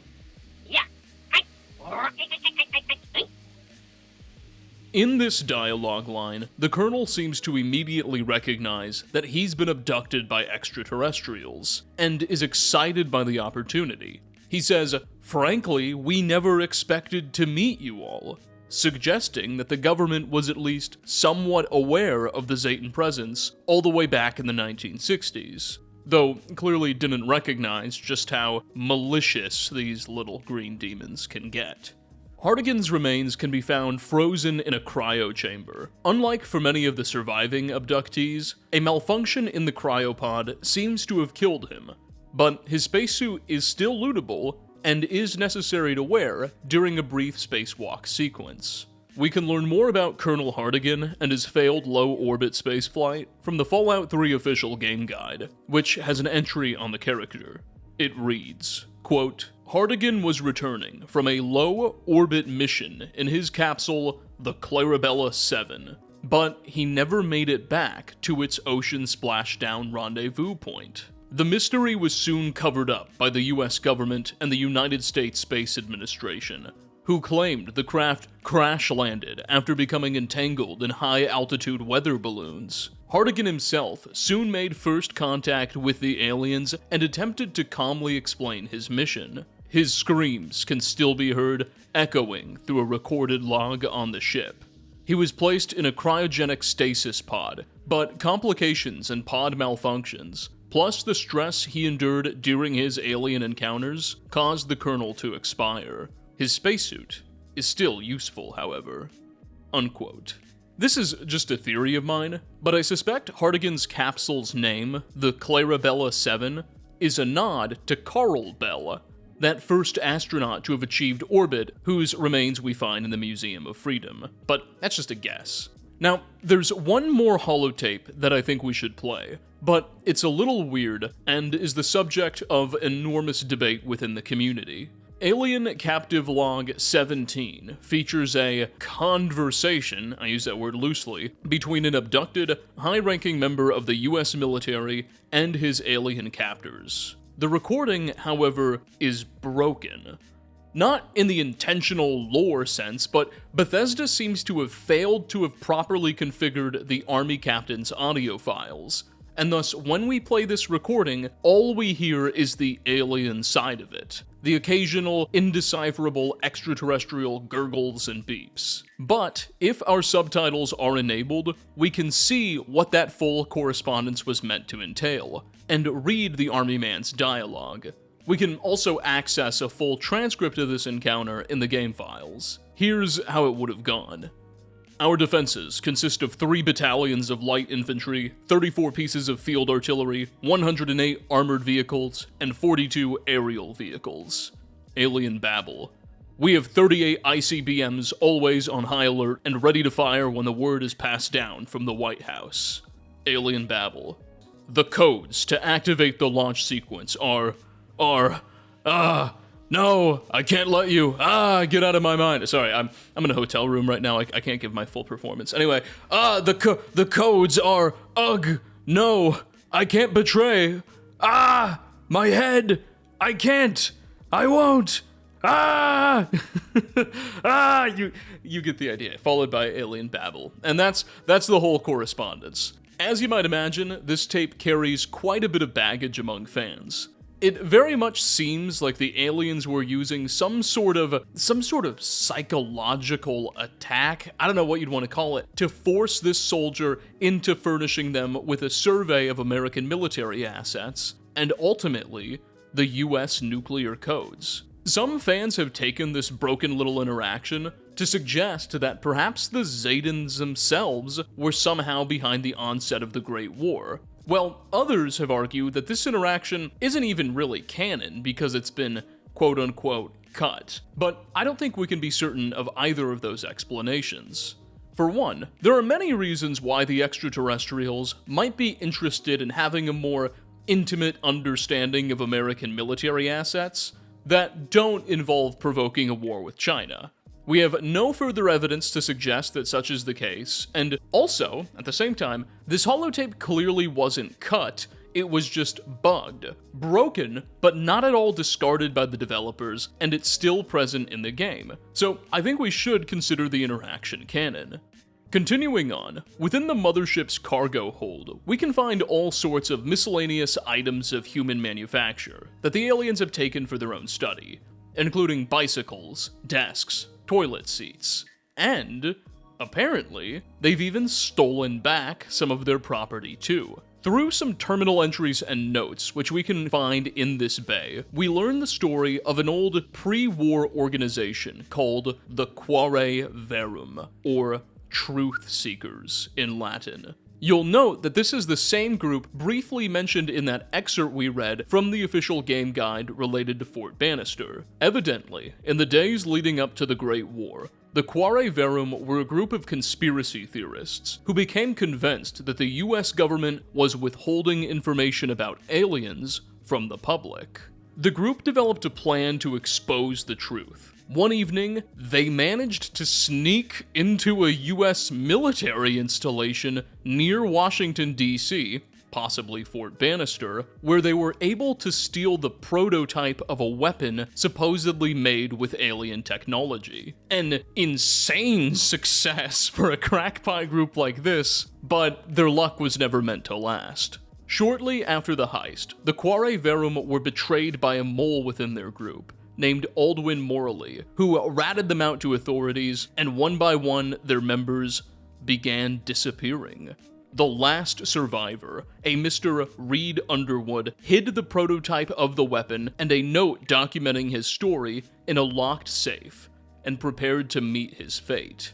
In the cargo hold, we can find that very safe left behind by Mr. Underwood, and crack it to read the note inside and retrieve the weapon. The MPLX Nova Surge, a unique plasma pistol that does 3 times the damage, though it uses twice the ammo and carry weight as a normal plasma pistol. Its entry in the game guide reads, quote, "A secretive prototype to the Enclave's plasma pistol. The Nova Surge functions in a very similar manner and proves a conspiracy theory you long suspected." There are other bonuses too. The MPLX Nova Surge inflicts more than 3 times the damage of a plasma pistol with a bigger critical percentage multiplier too. Unfortunately, it's heavier and uses ammunition twice as quickly. Repair it using plasma tools. Unquote. Now, we've already quite thoroughly established by now that the old US was studying extraterrestrial tech in the lead up to the Great War. But this revelation seems to affirm that all plasma weapons, those iconic, high-tech green weapons wielded by the Enclave and some Brotherhood soldiers, have their origins in the stars as well. A, frankly, fascinating idea. Speaking of extraterrestrial tech, though thankfully this innovation became less ubiquitous on Earth, one of the unique enemies we can frequently encounter throughout our fight through the mothership are these things called abominations. Large creatures with black eyes and lots of HP, they'll ferociously attack the player, and even their fellow Zetans with claws. They'll attack anything that isn't one of their own. The game itself doesn't tell us a whole lot about these creatures. We usually find them in labs, and we'll have a few opportunities to let them out of their cages, whereupon they'll attack everything in sight, including their Zetan masters. Thankfully, once again, the game guide comes in clutch, and provides us with some insight on the nature of these monstrosities. Quote, "The true horror of the aliens' abduction begins to sink in as you discover the more grisly side of their probing. This series of chambers is dotted with the corpses of those of particular interest to these fiends, along with the aliens' greatest triumph. Half-human, half-alien hybrids, known only and suitably as abominations." Another excerpt reads, quote, "Dear God, what abominations are these?" Oh, right. That's exactly what they are. These half-human hybrids cannot be reasoned with. Unquote. Thus, these creatures are evidently half-human, half-extraterrestrial hybrids that the Zetans have been working on. Perhaps this is one of the reasons why they're so interested in abducting people, more human DNA, to feed their bizarre biological experiments. One of the themes that really defines the aliens in this expansion, and that we'll see persist throughout the games, is that they themselves are physically quite fragile. They're small and lack much muscle mass, and their HP stats reflect that. The Zetans are forced to depend on their technology to make up for this asymmetry, and it's possible that their genetic hybrids, these abominations, are just one of the many ways that they're trying to close that gap. Among the more humorous proclivities of the Zetans we observe, they seem to be fascinated, perhaps obsessed, with giddy-up buttercup robo-horsies, which were sold as pre-war children's toys. We can find, and I'm not making this up, over 100 of the things being stored and seemingly studied within the research lab, and there are many, many more buttercup toys scattered throughout other parts of the ship. In one room, we can encounter a toy horse in a glowing red alien cage of some kind, surrounded by the corpses of fallen wastelanders. Almost as if the Giddy-Up Buttercup murdered these people. It's unclear exactly what interest the aliens have been taking in these seemingly innocuous kids' devices, but Bethesda has left us some clues. Remember that paragraph from the official game guide we read earlier about the alien body in Fort Bannister? Well, it references the makers of the Giddy-Up Buttercup robots, Wilson's Automatoys. Listen, quote, "It is said that alien technology was the basis of many of the Enclave's more exotic and impressive weaponry and robotics. And even toy manufacturers, such as Wilson's Automatoys, weren't immune to these accusations." Unquote. So, there were rumors floating around the pre-war world that alien technology was involved in the production of Wilson's Automatoys products. Surely, the Zayden interest we observe presently can't be unrelated. Once again, I'm getting a little ahead of myself here, but in episode 6 of the Fallout on Prime TV show, during a pre-war flashback, we can get a brief glimpse of a newspaper lying on a nightstand. The shot is incredibly short, only a couple of seconds, but one of the headlines on the front page reads, quote, "Wilson's Automatoys faces lawsuit over Giddy-Up Buttercup." Unfortunately, the text of the story itself is indecipherable. I tried upscaling the image and doing everything even in 4K resolution. You just can't see it. The makers of the show did that on purpose. But clearly, the company was facing substantial scrutiny in the days leading up to the Great War, and many people suspected their products featured some extraterrestrial influence somehow. In one of the alien captive log holotapes we can recover in the Giddy-Up Buttercup research lab, we can listen to them present a young girl, who we actually meet aboard the ship, named Sally, with one of the toy horses. And they seem strangely enthusiastic with her bland response. Listen. "Hello, Mr. Alien. Yeah, I know. I'll talk into the thing. I don't know why you brought me back here. We've done this a whole bunch of... Hey! Giddy-Up Buttercup! Wow! I always wanted one of those. Why do you have one?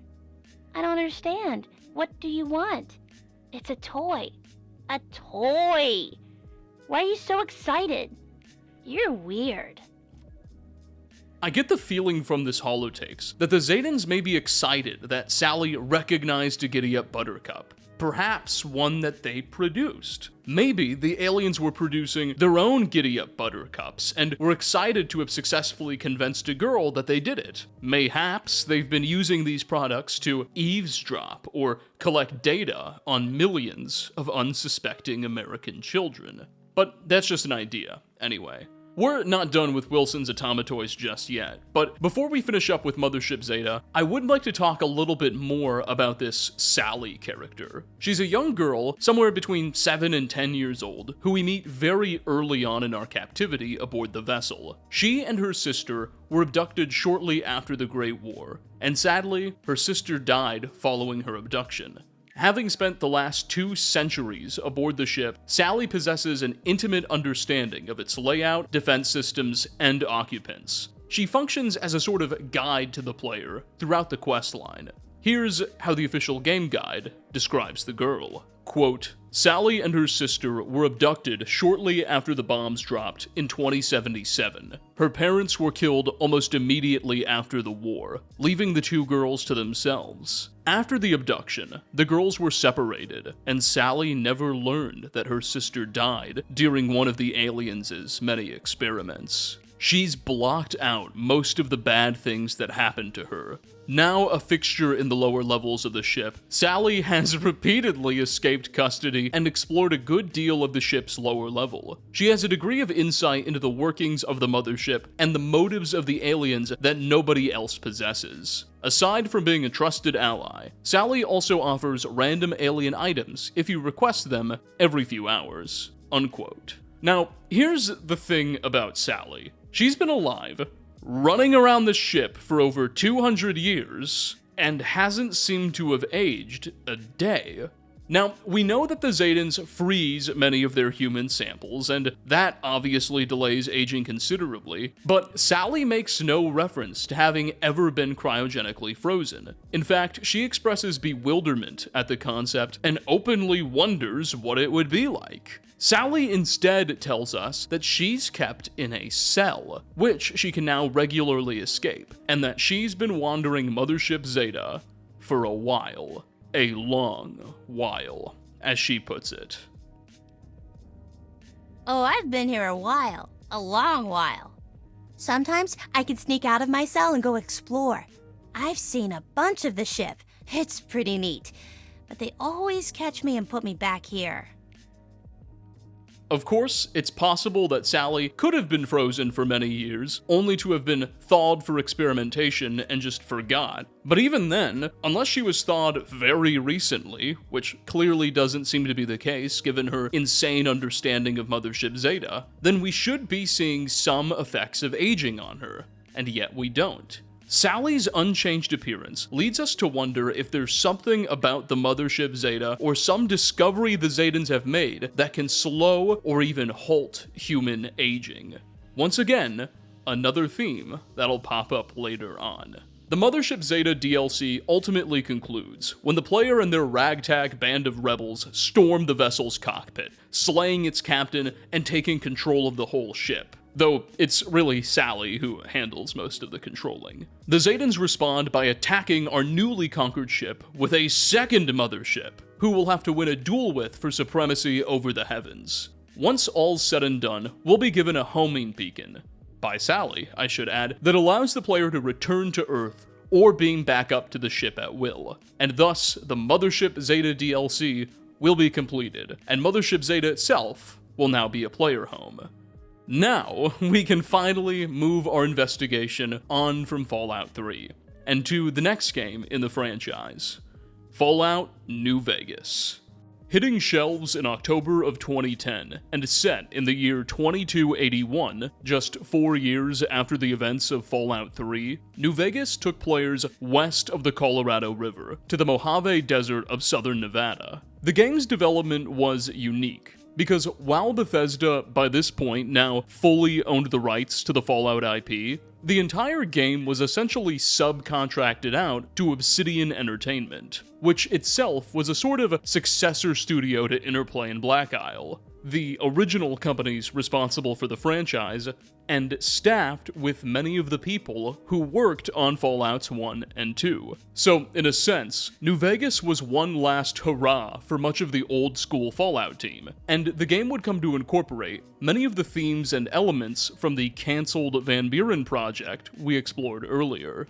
In my original Alien Investigation videos, I really slept on New Vegas as a source of space and extraterrestrial lore. A mistake that I'm eager to rectify, because boy, are there some revelations made by this game. One of the new companies, or I suppose old companies, introduced by New Vegas is REPCON, or the Rocket Engineering Production Company of Nevada, a pre-war aerospace firm that specialized in the production of rockets and other propulsion systems. We can visit the company's old headquarters just a little ways southeast of the Vegas Strip, which conveniently features an on-site museum still being maintained by a skeleton crew of Mr. Handy robots, happy to answer any questions 200 years after their last guests. The REPCON HQ Museum, which I originally ignored in earlier videos, offers us an invaluable look at the progress and dreams of the American aerospace industry just before the bombs fell, and it contains a couple particularly stunning revelations. One of the first exhibits we come across after entering features 3 plasma cylinders. According to the accompanying plaque, and as later terminal entries confirm, the REPCON company was exploring plasma as a potential fuel source, viewing it as a futuristic alternative to traditional fossil fuels and nuclear power. The plaque beside the exhibit reads, quote, "Hold up, Rocketeers. What's this? This trio of cylinders isn't a trio of cylinders at all. They're containers holding what some scientists call plasma." Can you say plasma? Repcon is always looking to the future, and in our future, we don't have to worry about radiation, health risks, or lawsuits when using this new and improved fuel source to blast our rockets into and out of the sky. Clarification: cylinders and plasma are factually correct designations of display items, both by definition and by the scientific community. Unquote. Now, as you'll recall, the Mothership Zeta DLC revealed that in the Fallout universe, plasma technology actually traces its roots back to reverse-engineered extraterrestrial hardware. The implication here seems to be that Repcon may have been developing propulsion engines powered by alien-inspired energy sources. Beyond the plasma cylinders here, there are several exhibits frankly worth skipping, but towards the back of the museum are 3 display rockets. One for something called the Needle Nose, another for the Big Fat Fiery Fred, and a final rocket called the Green Bean. Let's read each of the plaques, because they contain some interesting info. The plaque for the Needle Nose reads, quote, "This sleek and purple R77-293A needle nose is what happens when you mix fossil and plasma in a rocket and shake it up. The fossil fuels punch this sharp-nosed terror through the sky, and the plasma is used to shoot it through space to planets where Repcon can mine more fossil fuels, continuing the whole cycle again. Interplanetary mining and resource rights still in negotiation." Unquote. Now, bear with me, let's read that last part again. Shoot it through space to planets where Repcon can mine more fossil fuels. Ladies and gentlemen, to have fossil fuels, a planet must have first had fossils and therefore life on it. Fossil fuels, be it oil, coal, or natural gas, are all formed from the remains of ancient plant and animal life that over vast periods of time, usually hundreds of thousands to millions of years, heat and pressure deep underground transform into energy sources. If Repcon was building rockets to look for and mine fossil fuels on planets and moons beyond the Earth, they clearly must have believed that our galaxy was, at least at some point, if not currently, teeming with life. Furthermore, this plaque is just so nonchalant about it. It's not some company or government state secret. They straight up are telling the public, oh yeah, we're gonna go mine fossil fuels on extraterrestrial bodies, as if this is no big deal. Thus, it would seem that the existence of these fuels in the stars was common knowledge by the time of the Great War. A, frankly, insane revelation made in such a casual way. The next rocket in this lineup is for the Big Fat Fiery Fred. Its plaque reads, "The V-29-321G may look like a big fat red rocket, Rocketeers, but old fatty here ran circles around the Earth not so long ago. So let's see you keep up. Sure, the V-29-321G's re-entry gave it its more commonly known nickname, Big Fat Fiery Fred, but here at Repcon, we choose to focus on the successes and apply what we learned about explosive-resistant shielding to future models and even our landing platforms. The newly reconstructed Repcon launch facility was a direct beneficiary of this discovery." Unquote. The implication here being that this rocket was something of a failure that had a habit of burning up and exploding upon re-entry, teaching the company something about shielding. Finally, the last rocket we'll be looking at here is the Green Bean. Quote, "Officially called the Z43-521P by silly engineers, we prefer to call this little scrapper by its true nickname, the green bean. After all, which would you prefer in your backyard garden? A smoldering Z43-521P or a green bean? One sounds like it belongs if mentioned on the news, and make the news it did, featuring Repcon's plasma engine. It was so newsworthy that we decided to take the quantum matter modulation unit out of it and see if we could use it for non-explosive uses. Once again, it seems perhaps the Repcon company had something less than a successful rocket on its hands, but still, the green bean and its quantum matter modulation unit will come back up again in a bit. But finally, our last stop in this museum tour is at its planetarium, which features a depiction of our solar system and several tiny rocket ships flying about. A nearby Mr. Handy tour guide may say the following as we enter. This is the final stop on our tour. This model of our solar system is a small example of where the partnership between Robco and Repcon hopes to go. See those little rockets zipping about? They are manned by robots, tirelessly looking for resources to mine on planets beyond our own. And that's it for our tour today, Rocketeers. Robco and its tiny partner Repcon thank you. Any further questions, please feel free to ask. A nearby plaque reads, quote, "A model of our solar system, not actual size. Beautiful, isn't it? Robco, with its subsidiary Repcon, has often gazed into the night sky, seeing the rich pageant of stars and planets above us. Our goal? To send unmanned rockets to these other systems, seeing their beauty firsthand while mining ever deeper into each planet's surface for precious resources needed here at home. This is our promise to mankind, extending our reach into a future where the number of Robco and Repcon rockets match the stars in the sky. This exhibit brought to you by your friends at Robco." Unquote. This planetarium further illustrates Repcon's plan for extraterrestrial mining in the not-so-distant future, along with its partner, Robco, which we'll talk about more later on. For now, we're all done with the on-site museum.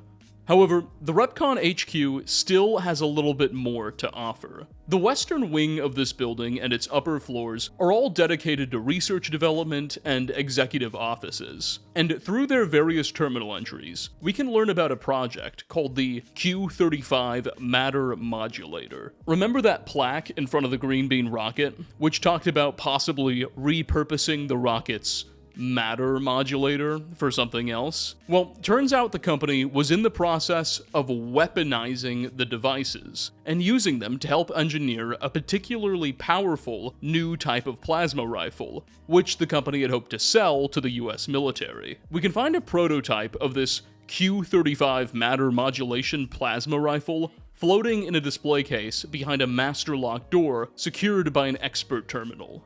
The Q35 plasma rifle does about 25% more damage than the standard issue plasma rifles we encounter in the game, dealing 62 points of HP with every shot, compared to the standard's 47. Furthermore, it offers double the fire rate and half the ammo consumption. Additionally, its condition degrades half as slowly, and it boasts a totally unique model and texture. Frankly, I think the only downside of the matter modulator is that its bulky, unique model can sometimes get in your way and take up too much of the screen if you don't adjust your FOV, but it's not a huge issue on the PC. I find the presence of this weapon to be noteworthy, because it just confirms that the plasma technology Repcon was using in its rockets was evidently the same kind that the old US government reverse-engineered from alien tech. I mean, I think that was always my suspicion, but this just confirmed it. You know, it could have been that maybe they were using a different kind of plasma in the rockets or something. Plasma, at least in the Fallout sense, isn't a very real thing, but this all just confirmed that it all ties together. Now, just a ways south of the Repcon corporate headquarters, nestled away in a small canyon, we can find what remains of Repcon's old test site, where the company did all of its actual rocket testing. However, the real story here is who we meet inside. You see, upon our arrival, the RepCon test site will be occupied by a large band of religious ghouls, both feral and sentient, who call themselves the Bright Brotherhood, and are led by their prophet, a certain glowing one by the name of Jason Bright. Note that while the sentient ghouls here will be passive towards the player unless provoked, the feral ones will always be hostile. The passive ghouls ask that you do your best to limit the amount of feral ones that you hurt. Anyway, in dialogue with the courier, Jason Bright will explain that for too long, the poor ghouls of the wastes have been subjected to the dual terror of the wasteland's barbarity and the prejudice of intolerant humans. He claims to have received a series of visions and dreams from a divine monotheistic entity, which Mr. Bright calls the Creator, promising him and all of his followers salvation in a new place known as the Far Beyond, and that the Creator has insisted that this far beyond must be reached through the dormant rockets found at this test facility. Mr. Bright will request the player's help in making these rockets operational once again and helping his flock reach the far beyond. Take a listen to our opening dialogue with this alleged prophet. Hello, Wanderer. Please forgive us our humble surroundings. Our true home awaits us in the far beyond. Have you come to help us complete the great journey?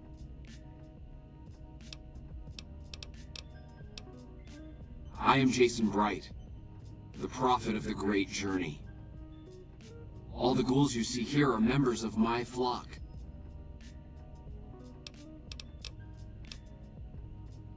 We wish to escape the barbarity of the wasteland, especially the violence and bigotry of its human inhabitants.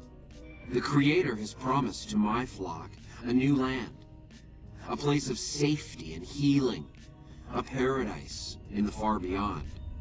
Preparations for the great journey were nearly complete when the demons appeared. I have glimpsed it only in visions, Wanderer, but what I have seen is truly miraculous. It is a place of light and healing, and I know in my soul that my flock will be safe there. Now, to make a long story short, the Bright Brotherhood were mere days away from initiating their supposed great journey and launching their rockets into the far beyond, when the RepCon test site was suddenly attacked by Nightkin, stealth boy-addicted super mutants, who slayed about half of the Bright Ones' congregation before retreating into the test site's basement, where they remain holed up. Jason will first request the player's help in slaying, or at least driving off these mutants. Beginning the quest, Come Fly With Me. After the muties have been taken care of, we'll then be tasked with gathering a couple of necessary rocket components to help the Bright Ones get the old mothballed RepCon rockets launch-worthy once again. And once that's all said and done, Jason and his followers will don some unique, sci-fi-inspired spacesuits, board their rockets, and lift off into the sunset, completing the quest. Watch.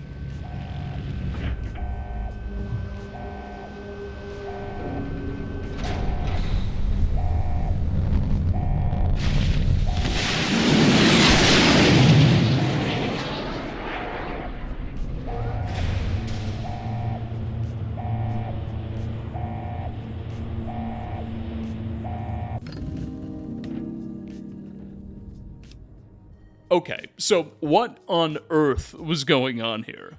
Well, right off the bat, I think we can identify some obvious parallels between New Vegas's Bright Ones and Fallout 2's Hubologists. Parallels which almost certainly weren't lost on the many New Vegas writers who also worked on Fallout 2. Both cults claim to worship a seemingly benevolent, monotheistic entity who encourages its followers to use rocket technology to reach a promised land, where it promises peace and tranquility. Though, notably, the Bright Ones are uniquely secretive and ambiguous about their destination. The Far Beyond is at least certainly implied to be somewhere in the stars. That would make the most sense. Jason and his flock allude to how their destination would be inhospitable to normal humans due to its radiation, which space certainly fits that bill. They don space suits and use surface-to-orbital rockets to get there.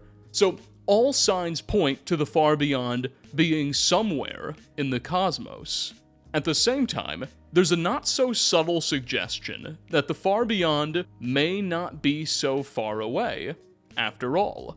Because if the player chooses to help the Bright Ones take to the sky in their rockets, and completes the Come Fly With Me quest favorably, at the conclusion of the game's main questline, during that traditional endgame slideshow that showcases how our choices changed the wasteland, the narrator would remark that many of the Bright Ones eventually returned from their pilgrimage to help the people of Novak during the Battle of the Hoover Dam, either returning to help evacuate the town and preserve the lives of its inhabitants in the event of a Legion victory, or helping to rebuild Novak in the aftermath of a costly NCR victory. Take a listen.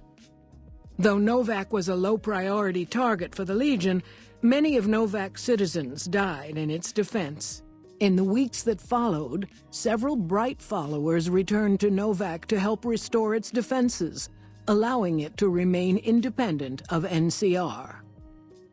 During the Legion's attack on Novak, Bright followers returning from their long pilgrimage assisted in its evacuation. Though Novak eventually fell to the Legion, many citizens of Novak were able to escape, alive and intact. The obvious implication here being that wherever the far beyond is, the Bright Brotherhood must have a way to return to the retcon site in a timely manner. Perhaps they're accessing some kind of moon base or space station that affords a platform for return. I mean, it would be pretty crazy if they were going out of our solar system or even as far as Mars and being able to come back so timely. Or it's possible they just crashed into the desert somewhere and limped back home. Furthermore, the slideshow also does imply that the Bright Brotherhood is at least somewhat altruistic and benevolent, literally returning from their paradise to help the needy. If Jason Bright and his flock were complete charlatans, you wouldn't expect to see such charity from them. Perhaps Jason's misguided, maybe he's just having weird dreams or something, but he at least does seem to have true convictions here. Ultimately, whatever's going on with the Bright Brotherhood, where they ended up and who this benevolent creator is, be it a true divine entity or a figment of Jason's imagination, are all mysteries that New Vegas leaves us to ponder. But for now, I do want you to consider the idea of ghouls in space, because it will come up later on. Their immunity to radiation and decreased demand for food and water make them ideal astronauts, and we're going to return to these topics later on in our video. Now, we're almost done with New Vegas, but before we can dive into Fallout 4's celestial lore, there's another character we need to meet, one that ignoring would be unforgivable. You see, Robco is, or I suppose was, a pre-war company that first appeared in Fallout 1, being credited as the maker of the game's iconic Pip-Boy. Later Fallout titles expanded upon Robco's lore considerably, revealing that it was the world's leading robotics manufacturer, having developed the iconic Protectron, Securitron, Mr. Handy, and iBot robots, which were so well made that they continue to populate the wastes century after the company ceased maintenance and operations. Well, New Vegas introduces us to the founder of Robco, a certain Robert Edwin House, who was born in Las Vegas in the year 2020, roughly 57 years before the bombs. Evidently, the young Robert House was something of a wunderkid, having graduated the Commonwealth Institute of Technology and founding Robco by his 22nd birthday in the year 2042. And under his leadership, the company quickly grew into a world leader in robotics and a premier contractor for the US government. Building on the success of Robco, Mr. House went on to found and acquire several additional iconic pre-war companies, as well as a number of properties on the Vegas Strip, ultimately becoming the richest private citizen in the world by the 2070s. However, his access to American intelligence and elite circles soon led him to the inescapable conclusion that nuclear war was imminent and inevitable, and thus he spent much of the 2070s preparing himself and his hometown for what was coming. Fortifying himself in a bunker beneath the Lucky 38 casino, he developed an advanced life support system that could keep him alive centuries after Armageddon, and a sophisticated missile defense system capable of hacking into incoming ICBMs and remotely neutralizing them, as well as a number of surface-to-air rockets and lasers that could intercept whatever was missed. There was just one problem. House's systems for stopping the incoming bombs and maintaining Vegas in the aftermath depended on the arrival of a certain platinum chip, a high data density storage drive that contained crucial operation system upgrades necessary to the Lucky 38's maintenance. The chip was set to be delivered to House on October 23, 2077. However, as fate would have it, that was also the day the Great War began, and House never received his delivery. Thus, while the man has been somewhat successful, his life support system has worked and his defenses stopped 70 out of 77 ICBMs aimed at the Mojave, he spent the last 2 centuries being forced to contend with inferior systems and constant crashes. New Vegas' plot, especially its first and second acts, largely revolve around House's attempts to recover the platinum chip and allow Vegas to reach its full potential. Okay, anyway, bit of a ramble, so what does any of this have to do with space? Some of you may be asking. Well, if the player sides with him and earns his trust, at least in the early game, Mr. House will reveal his grand plan not just for Vegas, but for the entire human race. Take a listen. New Vegas is more than a city. It's the remedy to mankind's derailment.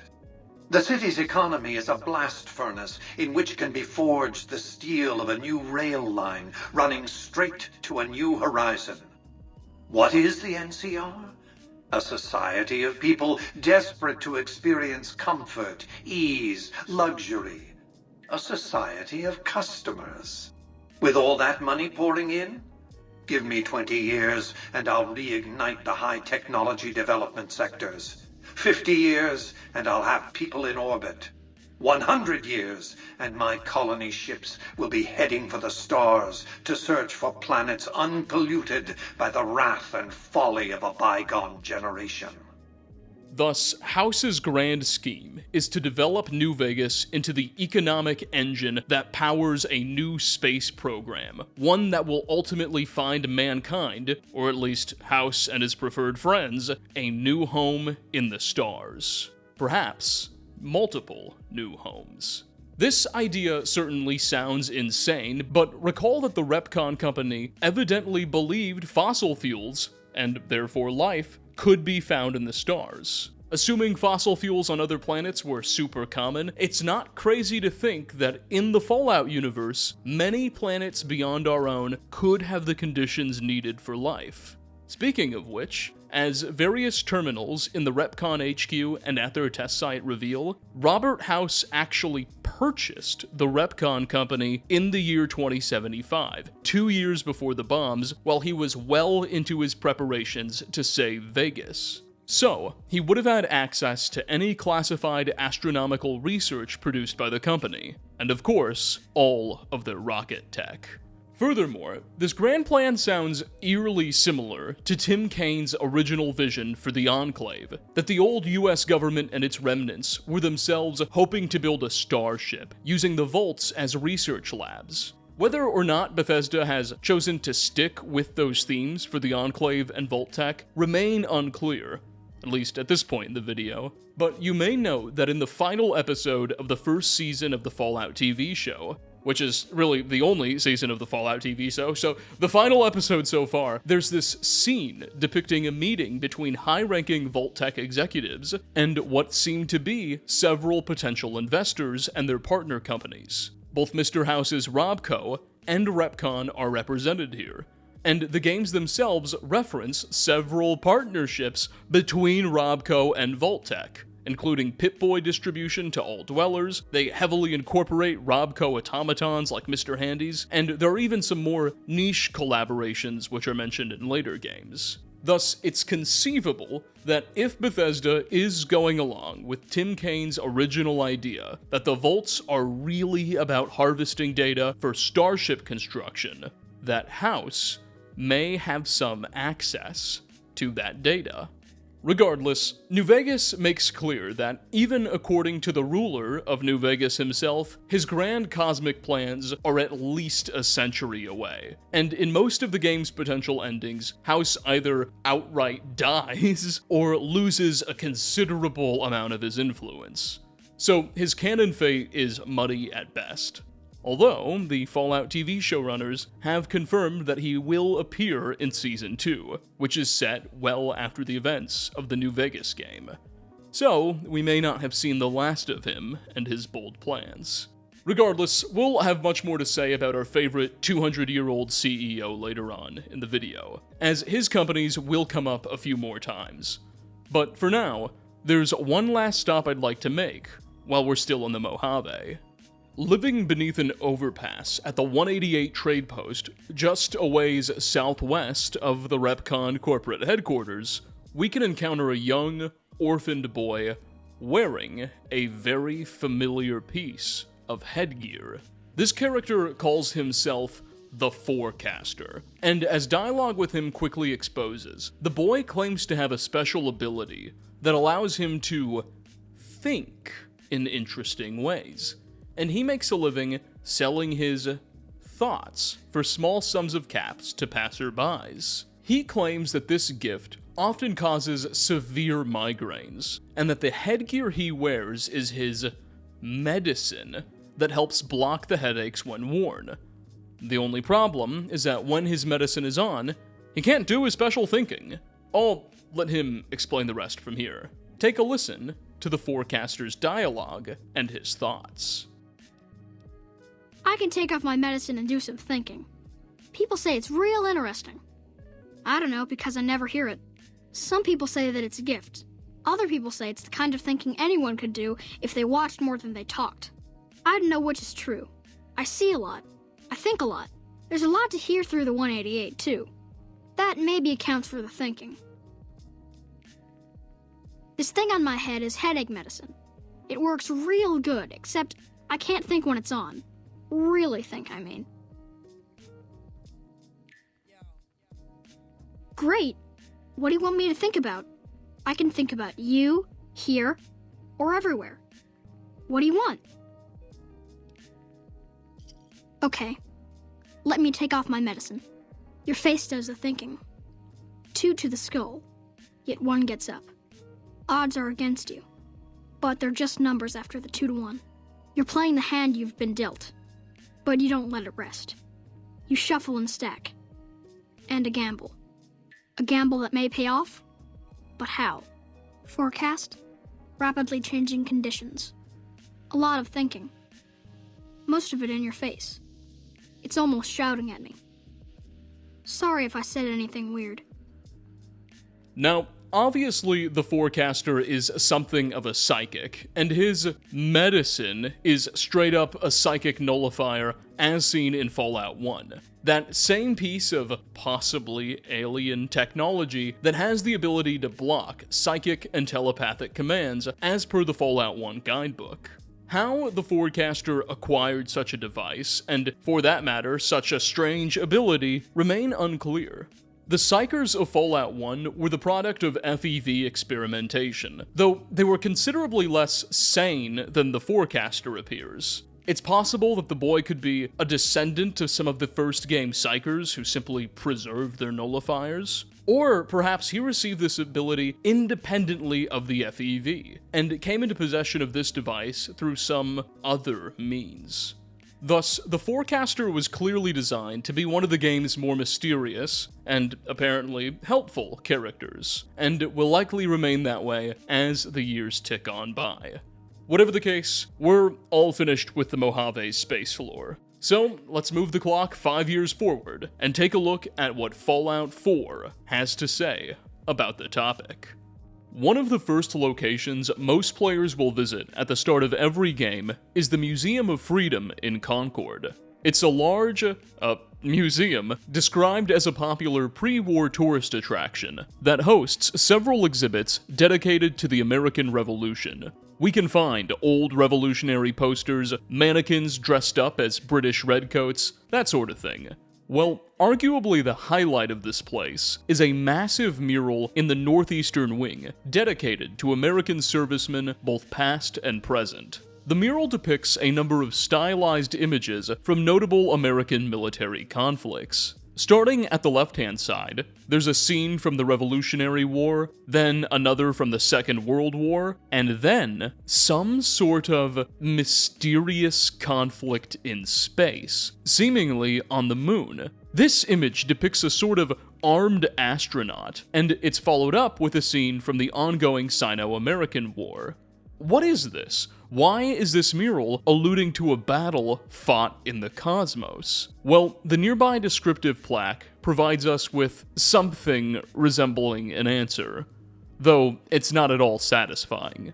Quote, "This mural commemorates the many sacrifices of the brave men and women of the United States Armed Forces, from Lexington and Concord to the shores of Iwo Jima. From the Sea of Tranquility to the Anchorage front line, Americans have fought and died through the ages to secure our nation's freedom. May their sacrifices remind us all that freedom is a privilege afforded to the many, yet hard won by a noble few." Unquote. This plaque seems to be referring to that conflict in space as the Sea of Tranquility, which actually makes a good deal of sense. The Sea of Tranquility is actually a well-known geographic region of the moon. It's a massive basalt plain visible with the naked eye about the size of California. Due to its unusual smoothness and presence on the bright side of the lunar surface, the Sea of Tranquility was actually selected as the landing site of the Apollo 11 crew, the first manned mission in our real world. Furthermore, the mural space scene also shows what is clearly the Virgo 2 lunar lander, or at least a very similar model in the background, likely implying that the sea was also where Fallout's first astronauts landed. Clearly, Bethesda is suggesting that some kind of battle, or perhaps even wider conflict, maybe even a whole war, took place on the moon. However, exactly who America was fighting and when this event occurred are unclear. We know that in the Fallout universe, by the time of the Great War, the old government was aware of the existence of the Zedans, but there's no evidence of any direct military confrontation. And you'd think that if the government was fighting aliens and building murals to those battles, that would attract a bit more attention. So, presumably, America's lunar enemies were other humans. Interestingly, an old movie poster we can find in certain locations advertises a pre-war film called Communists in Space, starring a certain Chet Boulder and Petunia Bell, with the subtext that reads, "They are coming for our country from the stars." It's very possible that this film was a work of fiction, but perhaps not. Perhaps it depicts, or at very least stylizes, a real celestial conflict between the United States and its enemies. Furthermore, there's this magazine series in the Fallout universe called Guns and Bullets, and collecting issues of it will improve the player's ballistic critical damage by 5% a pop. Notably, the effects can stack, and it can get pretty crazy. Well, within the Quincy ruins, there's one issue we can find, apparently a special issue, the only special issue in the game, titled The Moon, a communist doomsday device. And its cover depicts the celestial body as a sort of giant robot beaming a death ray down at Earth. It's not obvious if this issue was investigating a genuine concern of pre-war Americans, or was just another goofy work of fiction. But I think these cultural references to lunar and celestial militarization are interesting, because they emphasize the presence of these themes in the pre-war cultural zeitgeist. Perhaps they reflect a propaganda campaign by the old government. Hey, communists may be in space or on the moon, therefore we need to send our own troops to get them off or beat them to it. An interesting thought. Back to the mural. Again, its timing is very suspect. Clearly, this engagement took place after World War II, but before the Battle of Anchorage in 2076. And I dare say we can infer that it took place after the first moon landing in 1969, but that still leaves us with an enormous window more than a century wide. The Virgo 2 lander in the background is clearly from the late 60s, so too seems to be the rocket, which appears to be a stylized version of the Saturn V, the same rocket that took Apollo 11, and apparently the Virgo 2, to the moon. To the left are 3 aircraft. These are actually Stingrays, a futuristic new type of jet evidently available in the pre-war world, introduced by Fallout 4. We can find various crashed Stingrays all throughout the Commonwealth, but what they're doing here on the mural is not obvious. Jets and airplanes, at least according to our current understanding of physics, couldn't work in space or the moon. They rely on lift and atmospheric air pressure to remain airborne, so it's highly unlikely that this depicts a lunar bombing run or any sort of jet action in space. If you look closely at the mural, you'll notice that intermediary conflicts are also depicted, though smaller and left unmentioned by the plaque.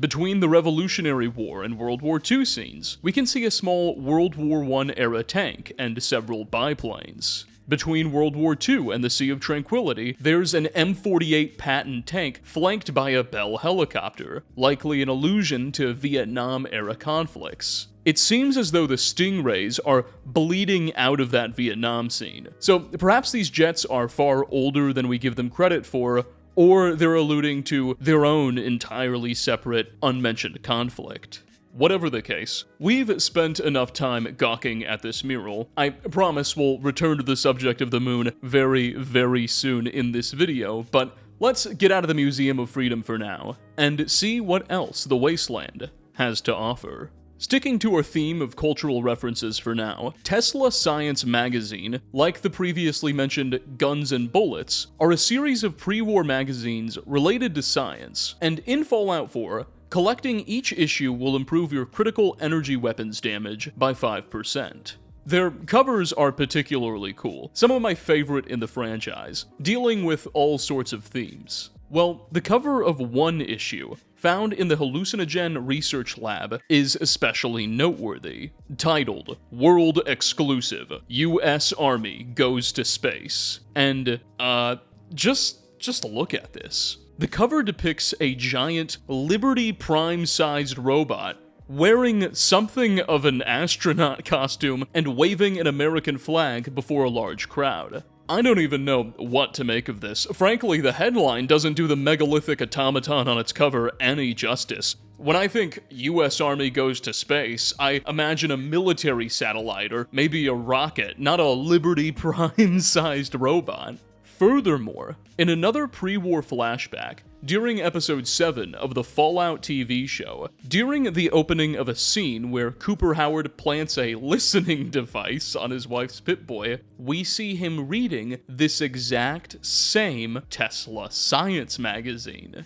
Given that these pre-war flashbacks are set between the years 2076 and 2077, we can safely infer that this issue of Tesla Science magazine was published around then. But beyond then, we're left to debate its meaning. Does the United States have a giant robot running around the stars, or is this imagery more aspirational? It's unclear. Getting a bit more ahead of myself than I expected to, but speaking of Fallout TV show references, in December of 2023, just a few months before the debut of the Fallout TV show, Amazon released a 1-hour live stream on their YouTube channel, titled A Special Report from Galaxy News, the VOD for which remains online. This stream was pretty weird. Visually, it just displayed a single camera frame of a vault door as a newscaster counted down to the opening of Vault 33, the vault Lucy is from in the show. At the end of the stream, Amazon just released a new show teaser. Well, here's the weird thing.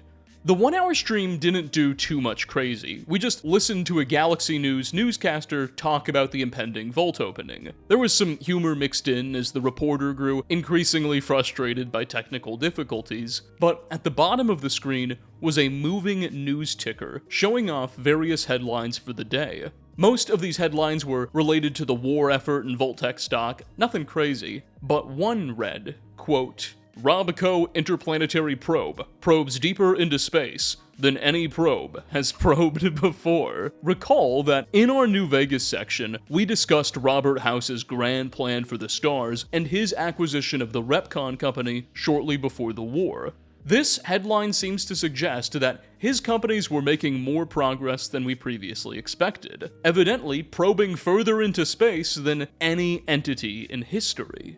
It's worth noting that, in our timeline, as of 2025, the furthest deep space probe is the Voyager 1, originally launched in 1977 and is currently about 25 billion miles away from Earth on the edges of our solar system. So, presumably, Robco's probes, however advanced they may be, had made it well beyond that point by the time of the war. And, hey, it's possible they could still be out there. You know, deep space probes can keep going for a very, very long time. It's expected that the Voyager 1, made in the 70s, might very well last into the 2030s and the 2040s before we lose comms. You can only imagine how much better this tech is going to be by the 2070s. And you also have to wonder whether the showrunners have been implying anything with all these references. The allusions to Wilson's Atomatoy's Giddy-Up Buttercup trouble, the US Army Goes to Space magazine cover, and now this interesting Robco news ticker.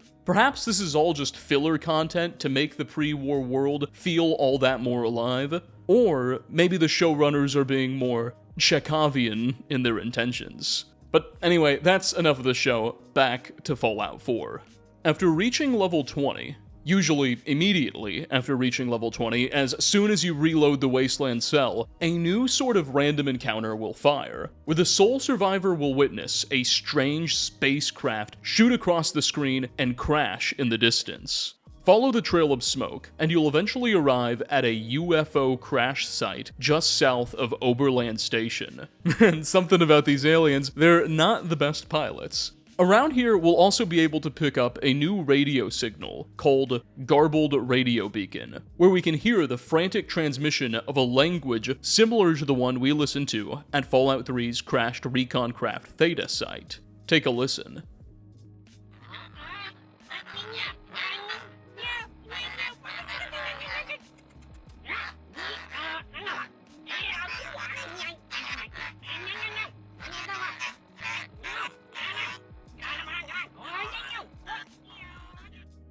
If we follow this radio signal, as well as the splatters of green blood which lead away from the crash site, we'll eventually be drawn into a dark cave, where a lone, wounded alien will be found lying next to a ham radio. Indeed, an often overlooked detail is that the aliens seem to be using the same radio waves and transmissions for their communications as humans.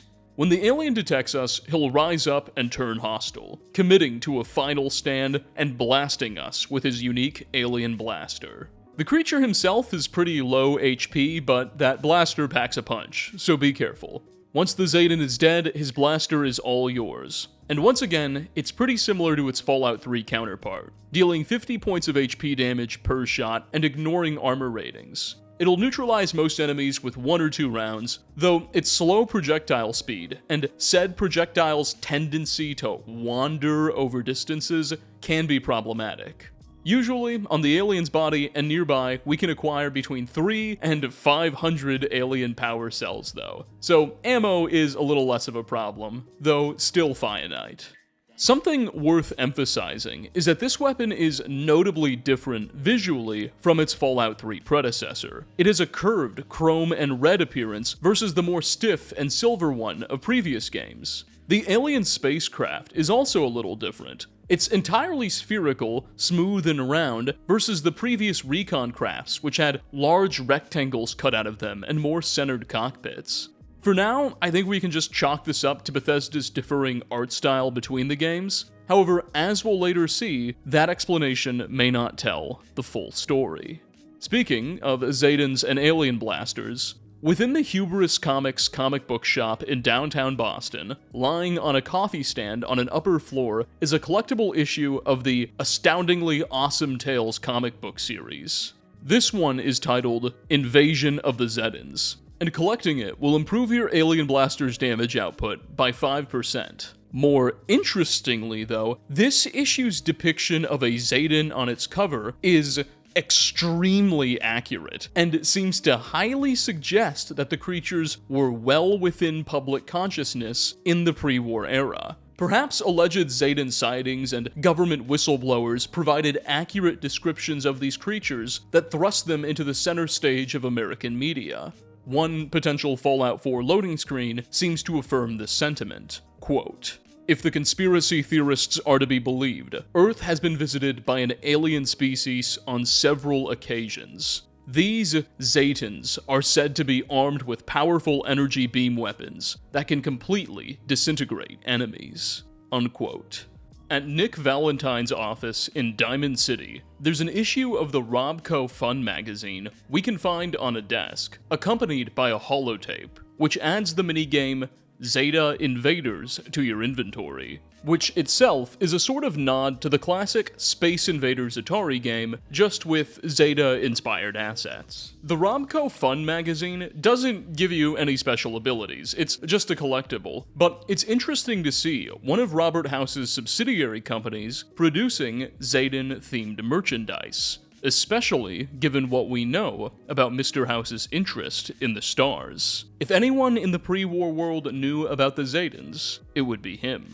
Our last stop in the Fallout 4 base game, we'll explore some of its DLC content shortly, will take us to the old ArcJet Systems building just a ways south of the Walden Pond. While not mentioned in any of the previous games, evidently ArcJet Systems was a military and civilian aerospace contractor that specialized in communications and propulsions technology. Outside of the building, we can see a large, 2-scale model of the Stingray aircraft, which we discussed earlier. This seems to implicitly suggest that the company had a major hand in that jet's manufacture. Anyway, through a series of terminal entries within the building, we can learn that leading up to the bombs, ArcJet was heavily invested into something called the Mars Shot Project. Apparently, the United States Space Administration had been planning to send a manned mission to Mars in 2078. And ArcJet was contracted to design the planned rocket's propulsion and communication systems.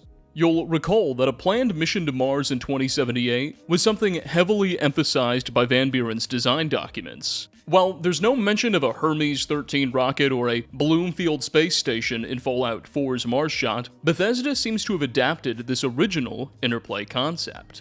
Now, long story short, ArcJet's development of a propulsion engine was marred by problems. They began work in 2075, 3 years before the intended launch, and initially struggled heavily with meeting the USSA's weight and fuel requirements. Eventually, they did get their problem sorted out, but during a test launch, a reporter was accidentally killed after having snuck into the launch room, and the company was desperately trying to cover up this disaster when news leaked to the public in October of 2077. Though, lucky for ArcJet, it ultimately didn't matter. Less controversial was the company's development of a deep space range transmitter to facilitate efficient communications between the Mars mission and Earth. Evidently, they had gone above and beyond with this project's development, and were done with the transmitters by 2076. During the Brotherhood of Steel quest, Call to Arms, Paladin Danse will request our help in retrieving that transmitter from the old ArcJet HQ in the name of the Brotherhood.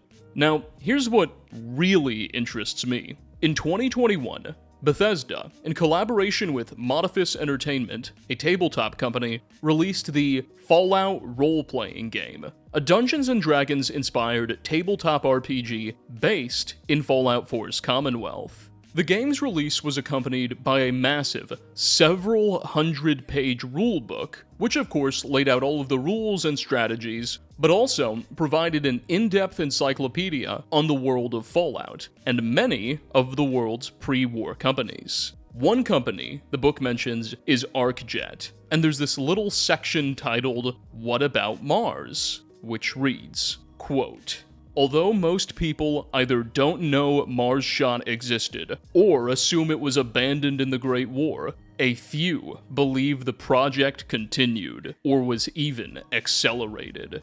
What, after all, would be a better move than to get off-planet in the days the planet almost died?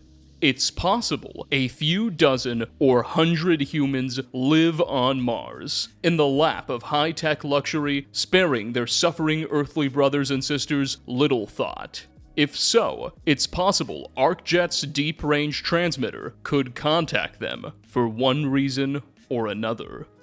Unquote. Once again, Fallout Works emphasizing the possibility of civilization continuing in the stars. Now, something that warrants stressing here is that this Mars shot project prompt in the rulebook shouldn't be taken as gospel. Part of what this rulebook is trying to do is give game masters and runners ideas for their tabletop campaigns, and this is just one idea they invite players to consider. Even then, they use restraining phrases like, "it's possible." So this by no means confirms anything is canon, but it's still fascinating text to see written down. Furthermore, while we're still on the topic of this 2021 rulebook, the text incorporates a number of pieces of Fallout 4 concept art in its illustrations. Some of this concept art has never been released before. One such image depicts a character navigating the ruins of downtown Boston in what seems to be a spacesuit of some kind with Vault-Tec's trademark blue and yellow color pattern. The character has a missile launcher on his back and is wielding some kind of corded or wired weapon. At first I assumed this to be a flamer, but there's no fuel tank, and the muzzle is a bit too long. It's impossible to know what exactly the thinking was behind this, or the plans Bethesda had. Concept art in and of itself certainly isn't canon, and oftentimes the artists are given significant creative license. So this is hardly proof of anything, but makes you wonder what exactly Bethesda was planning and what their internal conversations sounded like before Fallout 4 went into production. You know, Tim Kaine explicitly calls out cryogenic freezing as one of the experiments Vault-Tec was running in preparation for their starship. Maybe, at one point in time, Vault 111 was intended to incorporate more celestial themes in its design. No matter, we're about all finished up with the cosmic details revealed by the vanilla game. However, Fallout 4's 2016 Nuka World DLC featured some of the most fascinating insights yet. The expansion took players to the Nuka World amusement park, located in western Massachusetts. Interestingly, the park featured a galactic zone, a themed area inspired by space-age tech and interstellar travel, that notably was built in collaboration with a number of third-party companies, including Robco, ArcJet, and Vault-Tec. One attraction within the Galactic Zone is an interactive museum called Vault-Tec Among the Stars, which imagines and promises the existence of Vault-Tec-run colonies in space within just a couple centuries. The attraction takes us through a model vault built to furnish a mining colony on the planet Arcturus 1. Take a listen to how the automated tour announcements describe the facility. Join us on a journey into the future, where humanity has set out on a new voyage of discovery, seeking adventure among the stars. Arcturus Prime, a frontier colony in the year 2291. Baked by the unrelenting sun, life on the surface of this remote, desolate world is all but impossible. But life is possible underground. Welcome to Vault-Tec's colony Arcturus. Welcome home. With Vault-Tec's modular construction techniques, new colonies can be established on almost any world in a matter of weeks. And these are no dark bunkers. Your colony will feature beautiful, expansive common areas where you can relax in an Earth-like setting. Thus, in the late 2070s, Vault-Tec was promising the American people that its vaults, within just a couple centuries by the 2200s, would spread throughout the stars, supporting life and resource extraction on foreign, otherwise uninhabitable celestial bodies. Now, of course, as a longtime Spectrum Internet customer, I can tell you firsthand that corporate promises don't always correspond with corporate intentions, so it's possible, perhaps even likely, that the executives at Vault-Tec never really believed this idea themselves, and they're just trying to raise money. But still, given what we've already learned about the company, this is a fascinating little attraction, nonetheless. Now, one of the things that makes Nuka World's Galactic Zone unique is that, unlike other areas of the park, which are all under the dominion of various raider factions, it lacks any organized human presence at all. So many hostile robots and automatons occupy this area that no human group has been able to take it over. There's plenty of Mr. Handys, Sentrybots, Securitrons, and especially Assaultrons here, but one particularly interesting automated enemy we can encounter are these animatronic aliens developed by Robco. Robotic extraterrestrials that stand perfectly still and fire at us with these toy alien blasters. They look suspiciously familiar, right? 3 fingers, green with large skulls and short statures. They seem to be stylized Zaydens. Not only that, but their blasters themselves are identical to the blasters we encountered in Fallout 3. Come to think of it, the aliens themselves appear to be more Fallout 3 inspired. The folks at Nuka World, and especially Robco, have created remarkably accurate Zayden robots. Not only that, but the toy alien blasters they use, while not obtainable in the base game, can be acquired with console commands. And strangely, right out of the box, they have a whole suite of first-person and reload animations baked in. They're also tagged as special weapons, which give us a display screen upon acquisition, hinting that they were meant to be a quest item. And wouldn't you know, they function and fire just like Fallout 3's alien blasters, though they rely on fusion cells rather than power cells, and do significantly less damage. Evidently, Bethesda, at least at one point in time while developing this DLC, intended for these weapons to be obtainable by the player, probably in some sort of quest, but must have changed their minds. What could Todd Howard have meant by this?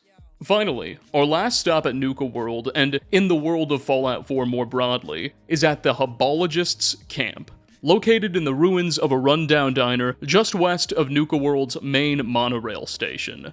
The Hubologists' Camp is exactly what its name sounds like. A camp belonging to a small chapter of the Hubologists cult, that same faction we encountered in Fallout 2 who were busy trying to reignite the ESS Quetzal. Well, they're back.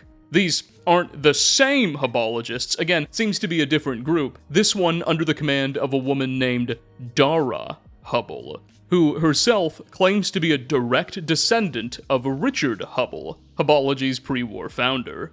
Dara and company are every bit as goofy, if not more so, than their Fallout 2 counterparts, now wearing these hilarious ragtag suits that have helmets just one step away from being tinfoil. Upon encountering them, Nuka World's Hubologists will offer the player a brief quest. They claim to have identified an ancient extraterrestrial spaceship near their camp, and they want our help to bring it back online, beginning the quest, Trip to the Stars. Long story short, we escort the group to the Nuka World junkyard, clear out a bunch of robotic automatons still defending the place, and find their alien spaceship. Turns out it's just a defunct amusement park ride, and we can try to tell the Hubologists this, hey, your flying saucer is really just a ride, but they don't care. And not only that, they will demand that we power it up for them and give them a test ride. When we're finally ready to do so, we'll have them pile into the UFO, turn it on, it'll spin around for a few seconds, and then the ride will end, and Dara and her crew will emerge, unshaken, and sincere in their belief that you just led them into space.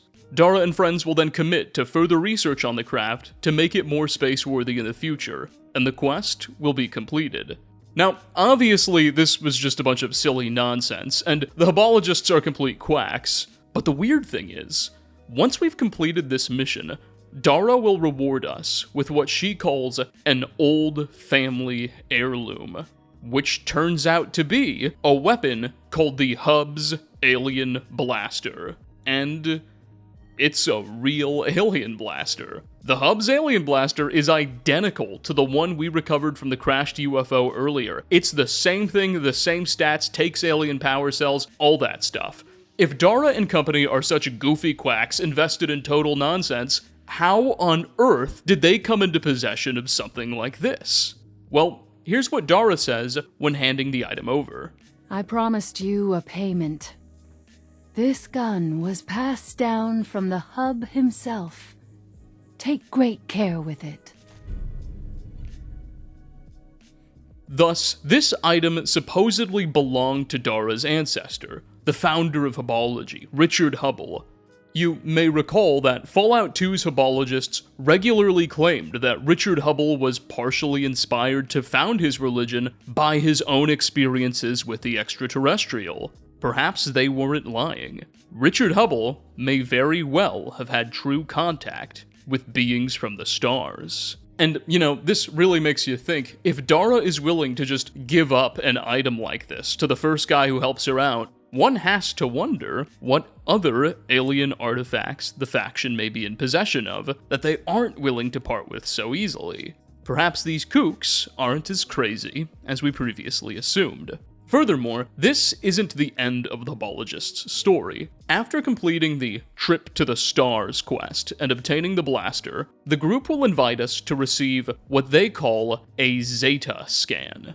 You see, as Dara explains, and as was mentioned in Fallout 2's holodiscs, the Hubologists believe that mankind is plagued by something called neurodynes, and that these neurodynes build up in our brain, causing us negative emotions. They can be cleansed by receiving something called a Zeta scan, which involves blasting a person's brain with Zeta radiation.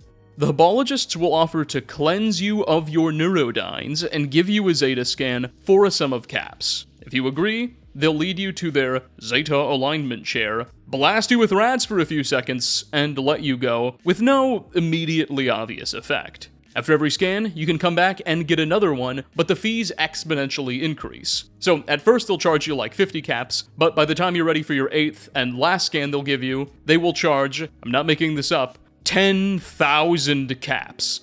The most expensive purchase in Fallout 4. This whole thing clearly seems to be a money-making scam put forward by these unscrupulous lunatics, and yet there's evidence that they're actually doing something positive. You see, after each Zeta scan, you will actually receive a full point towards your intelligence stat. If you do all 8 scans and pay over 10,000 caps, I think the 7th scan is actually like 5,000 and the 8th is 10,000, so in the end, you'll be out for over 15,000, but you will gain a full 8 extra permanent intelligence skill points, which is absolutely nothing to gawk at, and can put your intelligence well over the typical 10-point cap. Indeed, Hubologist Zeta technology may actually work, or at the very least it's doing something, which beckons the question, what is it? In the real world, there's no such thing as Zeta radiation. It doesn't exist, and there are no further references to it in the Fallout universe.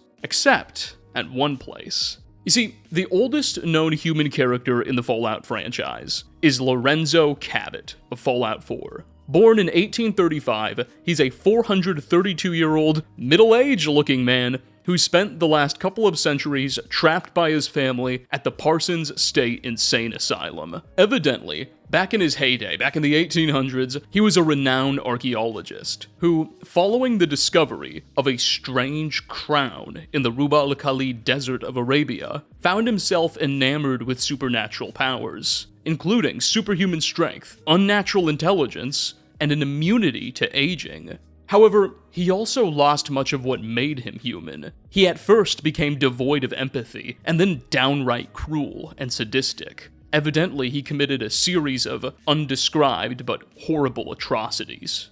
In response, his wealthy family contained him at the Parsons State Insane Asylum north of Boston, and his son, Jack Cabot, began desperately searching for a cure, or at least a treatment. So far, Jack's efforts have proven unsuccessful. However, he has been able to develop a serum using Lorenzo's blood that grants him and his surviving family the same immunity from aging. Thus, even 2 centuries after the war, the Cabot family survives, looking as young as they did at the turn of the 18th century. Jack continues his search for a cure, yet deep down knows, to some extent, he's exploiting his sick and now deranged father. This little narrative is the subject of the Secret of the Cabot House questline, and in it, the player must choose between helping Lorenzo escape the asylum and exacting gruesome revenge on his family, or aid Jack in containing and ultimately putting down his eldritch archaeologist of a father. Well, during this quest, Jack Cabot makes several references to Zeta radiation being instrumental in the containment of his father, and if you choose to side with Jack and help him prevent Lorenzo's escape, the quest will end with his son flooding his father's cell with a lethal dose of Zeta radiation. After completing the quest favorably with Jack, he'll give you the Zeta gun, a unique radiation blaster that fires a special red projectile and staggers enemies significantly, but does much less overall HP damage. Jack claims it fires Zeta radiation, which is less lethal towards people, though is useful, or was useful, in helping him to contain and move around his father. Like the previous Hubologists, the Cabots fail to elaborate on what exactly Zeta radiation is. However, a close look at the hub's Zeta scanner chair shows that it has a similar radiation dish attached to it when compared to Zack's Zeta blaster, highly suggesting that the correlation by Bethesda was intentional. It's not obvious how significant the word Zeta here is. I mean, Zeta is a fixture of the Greek alphabet, but the fact the Hubologists have, at least at some point in time, through their founder Richard Hubble, had some degree of relationship with the Zetans, shouldn't be lost. Furthermore, it should also be said that Lorenzo Cabot is one of 2 characters in the Fallout universe who displays a strange lack of aging. Remember Sally, that girl from the Mothership Zeta DLC, who's supposedly been on the ship for 200 years but has shown no evidence of cryogenic freezing? Perhaps similar forces are at work between her and Lorenzo. Regardless, it's with this crazy tale that we're about all done with Fallout 4's references to the stars. So, let's pack up our kits, fast forward the clock a few years, at least in real-world time, and head on over to Fallout 76. See what that game has to say about the cosmos.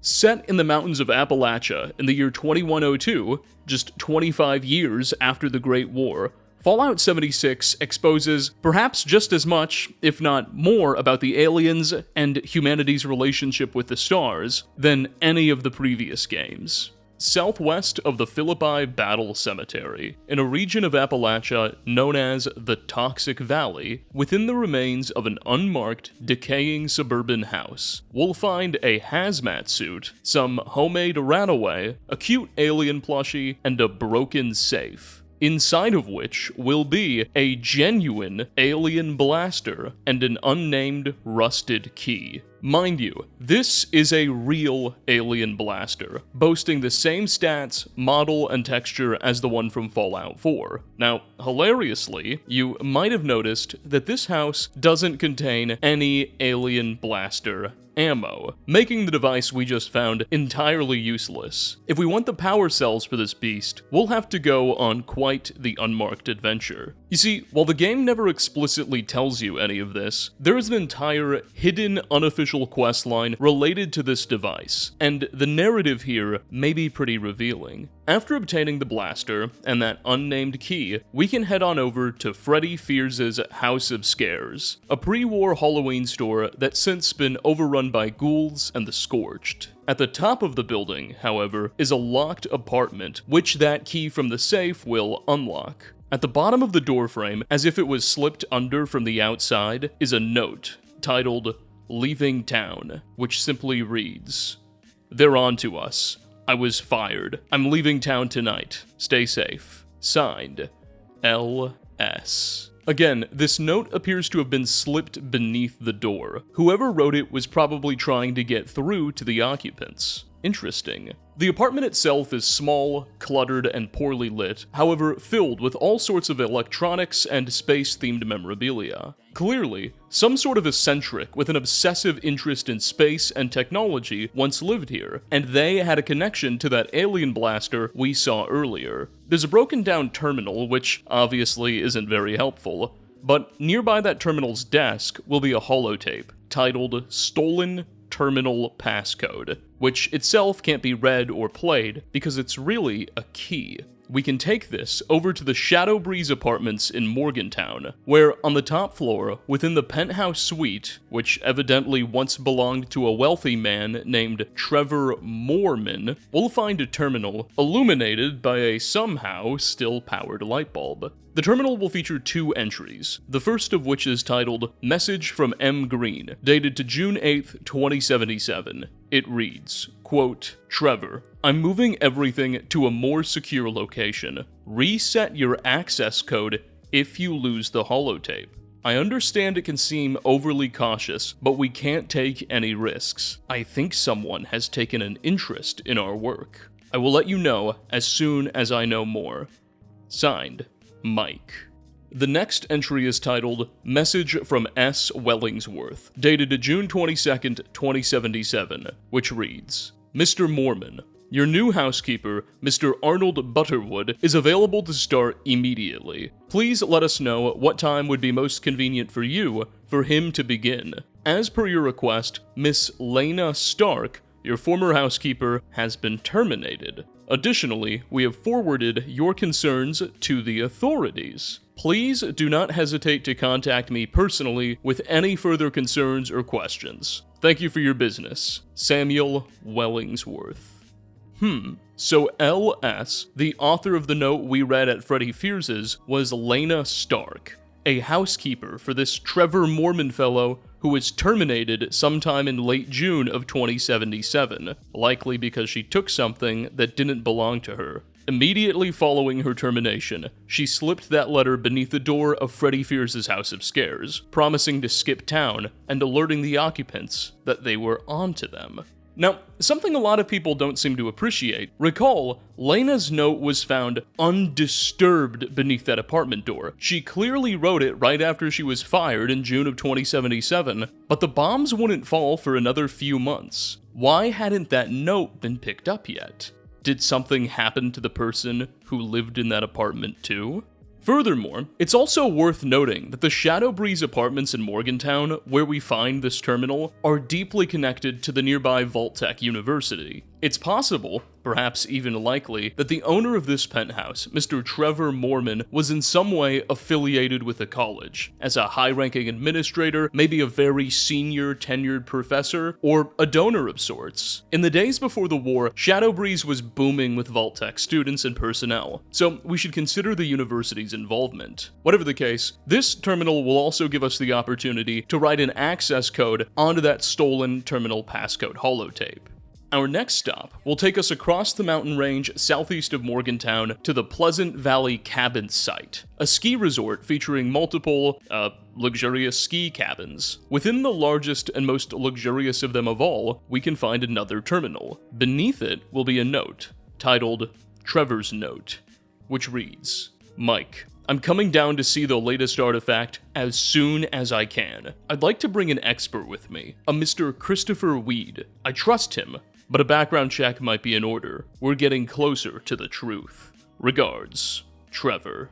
Now, on the terminal above the note, we will find no entries per se. However, it does seem to be the property of an entity called Green Defense Systems. Recall that name. Mike Green from earlier. Seemingly, he owns a defense company involved in all this. Anyway, we will be able to use that holotape key, which we generated at Mr. Moorman's penthouse, to generate a code at this terminal. A code which we can then use to unlock a nearby safe, which will be full of pre-war money and a key to the Black Mountain Ordnance Works' second TNT dome. Black Mountain Ordnance Works, or BMOW, was a pre-war storage and waste disposal site renowned for its complex security. The area featured several large sealed bunkers called TNT domes. Most of these bunkers are inaccessible to the player, but if we take our newfound key to dome number 2 and open it up, we'll find, well, just take a look.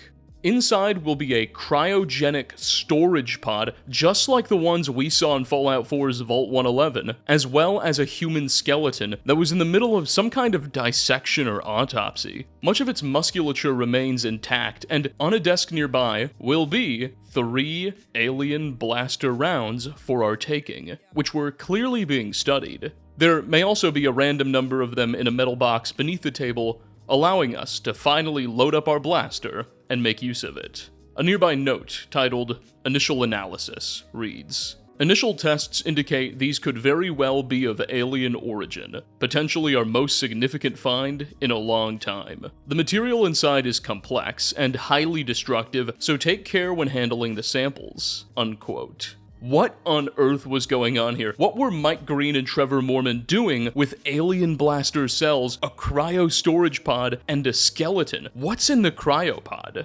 Well, as you might imagine, the answers to those questions aren't obvious. Within the Black Mountain office, there's actually a terminal which lists the current leaseholders to each dome, and dome number 2 is owned by a certain Green Custom Defense. So, presumably Mike Green was the owner of a defense company interested in this extraterrestrial tech. He had a wealthy friend named Trevor Moorman, perhaps an investor, perhaps someone affiliated with Voltech University, and Trevor had an alien blaster in his possession for some reason that his maid, Miss Lena Stark, took from him and perhaps brought back to her suburban house. The bunker is also teeming with rads, dozens per second, and they seem to be coming from the cryo storage pod. Thus, right from the get-go, Fallout 76 is quick to throw the concepts of aliens and evidently alien theorists in our faces. Clearly, the Quare Verum weren't the only non-government group interested in the extraterrestrial. Whatever was going on here, though, whatever was going on between Mr. Moorman and Mr. Green, and where they managed to get these extraterrestrial assets from, remain mysteries. But these mysteries are merely the first of many we'll be looking at related to Fallout 76. Across the mountain range, west of Lewisburg and south of the RNG railroad station, is an unmarked location known to the community as the Mysterious Guidestones. 6 large slabs of what appear to be granite stand upright around each other with one on the top. A close look at these stones, really not even a close look, just a glance, reveals that they each have strange patterns and shapes engraved into them with no discernible meaning. As you might expect, this strange landmark is the subject of intense debate within the community, and suffice it to say, the debate remains unresolved. However, within the Vault-Tec University campus in Morgantown, we can find evidence that this landmark attracted the attention of the university's linguists, as on a terminal belonging to language professor Michael Blake, we can find an entry titled Guidestones Translation, which reads, quote, "Jacqueline has instructed me that she would feel safer if I moved the translation key offline. The woman is paranoid, but I don't disagree that it's for good reason. It is because of this that she insists on keeping the original notes with her. She says it's for the best, just in case someone gets to one of us, so none of us have all the pieces. Even Agent Wilson's taking precautions. We could be onto something big here." Then again, I still maintain that the runes are simply ancient petroglyphs left by the indigenous peoples of the region. Jacqueline believes they may be extraterrestrial in nature, but I'll stick with Occam on this one. The hypothesis with the fewest assumptions is often the correct one, unquote. So evidently, leading local academics were interested in the subject. They were working on a translation key and suspicious that someone was after their work. But even among them, debate remained over what the glyphs could mean. with Professor Blake arguing an indigenous origin and his colleague Jacqueline suggesting something more extraterrestrial. Personally, I have to side with Jacqueline on this one. Clearly, Bethesda developed these textures with something more sci-fi in mind. They look almost like circuit boards, and they just don't look like any writing system that exists. At least, not on Earth.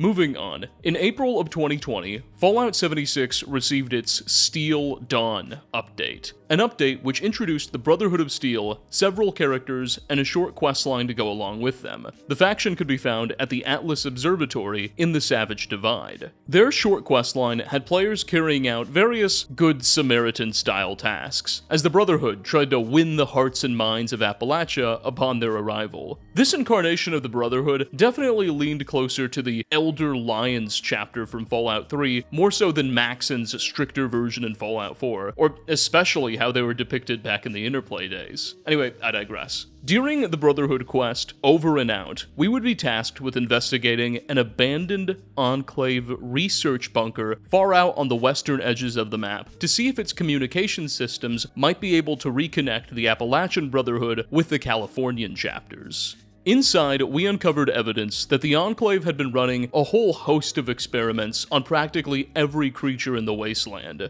They even seem to have captured a Mothman for study. And in one of the cells, we could stumble upon the remains of several Zetans piled together. It appears as if they had starved to death or passed away shortly before our arrival after the base was abandoned.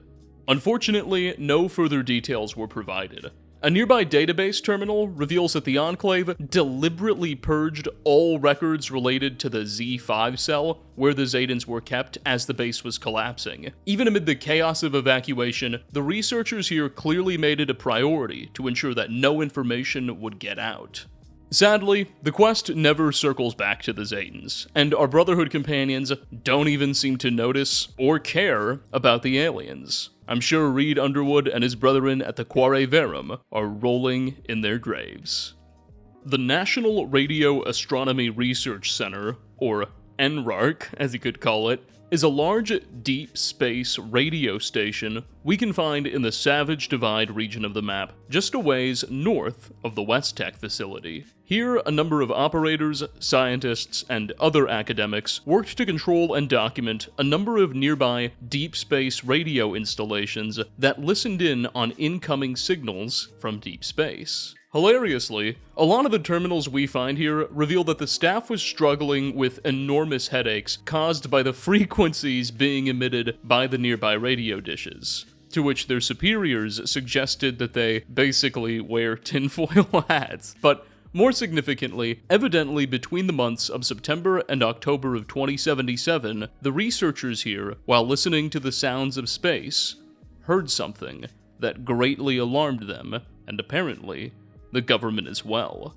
In an office on the second floor, we can find an unlocked terminal titled Data Review Terminal, which offers us a bit of insight. There are several entries here. We'll start with the one titled Incoming Data Dump, dated to September 3rd, 2077, and sent from a certain M. Hardy. Quote, "Heads up. Big test scheduled for early this afternoon. The team at the National Isolated Radio Array has finished their calibrations and they're on standby. According to Lucius, this one might be our cleanest signal yet, so be prepared for all the data coming your way." The next entry, dated to September 21st, 2077, about 18 days later, sent by C. Murphy, is titled, "Something's Weird." It reads, "It's weird, right? I know we were told not to talk about it, but I can't be the only one, right? They can't expect to keep it a secret forever. I haven't been sleeping since. I'm pretty sure Michael's noticed my performance slipping, but I feel like everyone's been acting a little weirded out recently, even the higher-ups. Maybe I shouldn't worry. Maybe it's nothing. You've been reviewing the data, though. What do you think about it?" Then, sent just 30 minutes later on the same day, an entry titled, "Security Reminder" appears, written by a D.D. Vigilio. Quote, "Any employee communicating with anyone below their clearance level about any classified information will be immediately terminated and prosecuted to the fullest extent of federal law." if you are not sure if your communication follows this mandate, be safe and say nothing at all. Thank you for your cooperation in making this facility a secure and safe place to work. A final entry dated to October 1st, 2077, titled Retirements, sent by P. Chapman, goes as follows.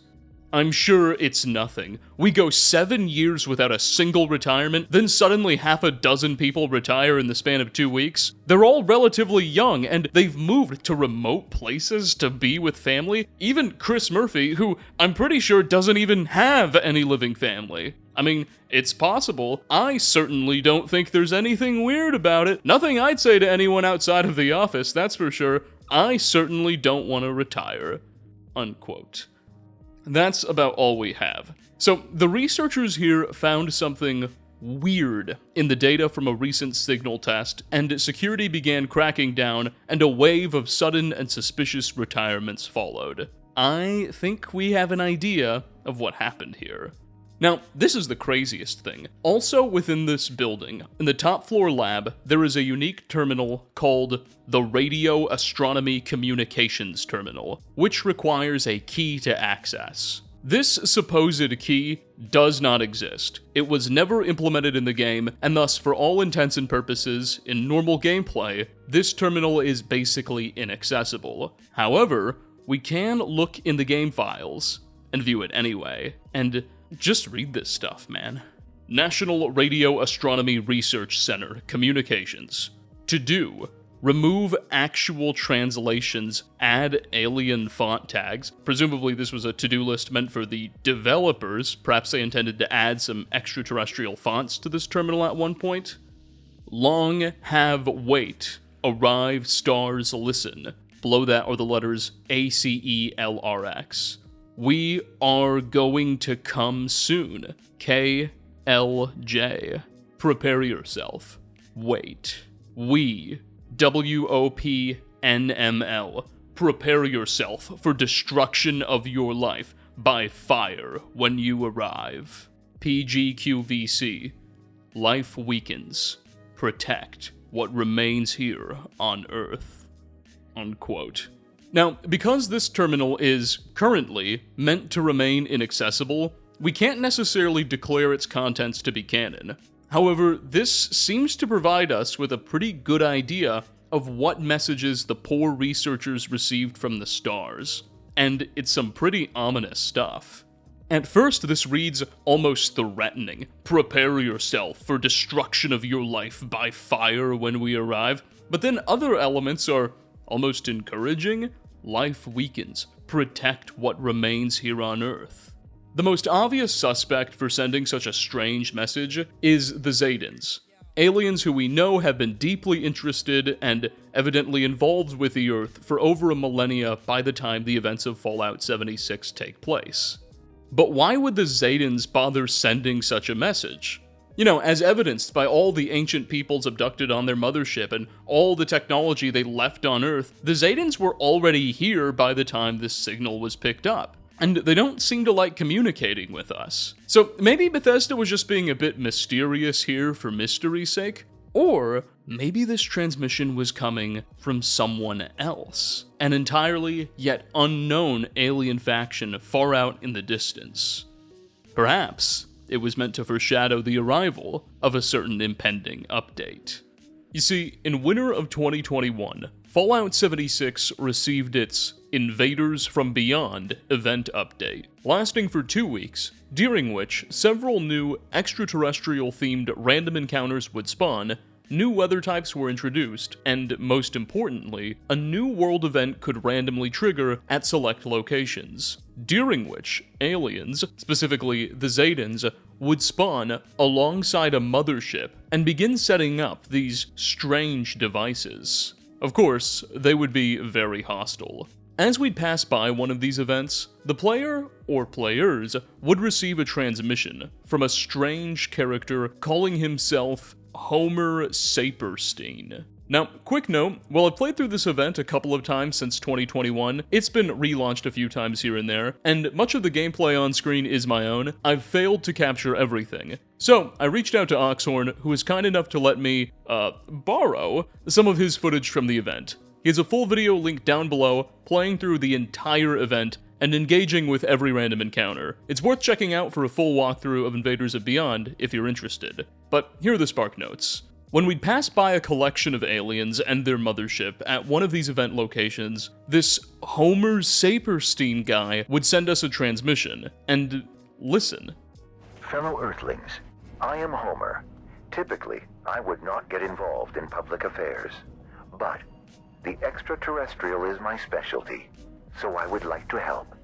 Greetings, fellow humans. There's something off about this character. No matter, he would helpfully walk us through what was happening and how to defeat the local Zetans. Evidently, they were interested in harvesting brain waves with these strange devices called brainwave siphons. Homer would hold our hand as we fought off waves of the extraterrestrial interlopers and destroyed the devices, completing the event. Hilariously, upon the event's conclusion, Homer would congratulate us and terminate the transmission, asking that we don't try to go look for him. Now, there are several different variants of Zetans introduced, chief among them being the Lieutenant Zetans, who almost seem to be wearing suits of power armor, but close inspection reveals them to be tiny aliens in large mechanical suits. While the differences between Fallout 3's Zetans and their appearance in the more modern games can probably be chalked up to artistic differences, these mini Zetans in large robots seem to confirm the existence of different types of the aliens, and inspires us to ask just how big their civilization is,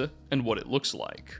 Is there a single Zetan homeworld far off in the distance, inhabited by various types of these little green dudes? Or by now have they colonized several planets throughout the stars, building an intergalactic empire? Is Earth their next planned conquest? Whatever the case, the event update leaves these questions up in the air, as well as the identity of the mysterious, helpful, fellow human Homer Saperstein, whose motivations and nature are concealed.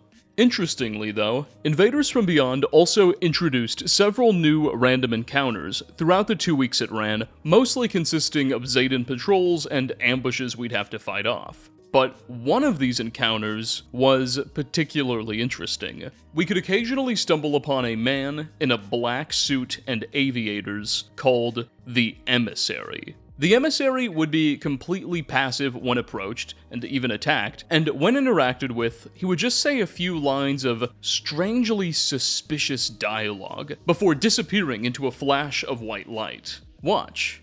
Hello, neighbor. Rather agreeable weather we're having, no? When was the last time you laid supine in a field and gazed at the celestial bodies in the sky?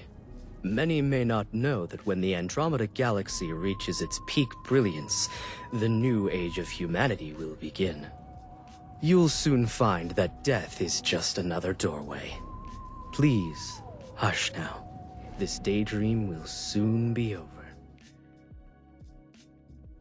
Now, this whole interaction is clearly a nod to the Man in Black phenomenon discussed in real-world UFO circles, where alleged UFO witnesses often claim to later be confronted by strange men in black who have uncanny auras. The white flash at the end of the interaction is of course a reference to the movie Men in Black. Now, here's where things get even crazier. If we happen to kill this emissary, and by the way, he usually doesn't even bother fighting back or fleeing, he just lets it happen, there's about a 30% chance that we'll be able to loot a mysterious key from his inventory. Now, the game doesn't tell you what this key is for, and again, you're not even guaranteed to find it on him, but you can take it back to the Black Mountain Ordnance Works site, specifically this time to TNT Dome number 8, which it will unlock. This dome is even crazier than the first we looked at. Inside will be a small laboratory, with an alien body drawn up on a stretcher as if it was being studied, and an assortment of alien-themed items, including a blaster in a jar, which is sadly inaccessible, but most exciting of all, a large projection of Homer will also be inside, who he can speak with. He claims that this dome is his lab, and normally he'd be here in person, but he's kinda shy around people, and fled when he heard us coming. We can ask Homer a few questions about the Zedans. He claims to have developed a rudimentary understanding of their language, and that assisting humanity against them is one of his top priorities. But beyond that, he seems to be just as clueless as we are regarding who the Zedans are. As for who he is, Homer is clearly evasive. He insists that he is a human being, just like you or me, but speaks as if he's not. He regularly expresses surprise at basic human expressions and actions, and very much gives off the vibe of something pretending to be human. Just take a listen to his dialogue for yourself. My designation is Homer Saperstein. I am human, just like you, though I have spent most of my years alive avoiding interaction with other humans. You will have to forgive me for any breaches in social etiquette.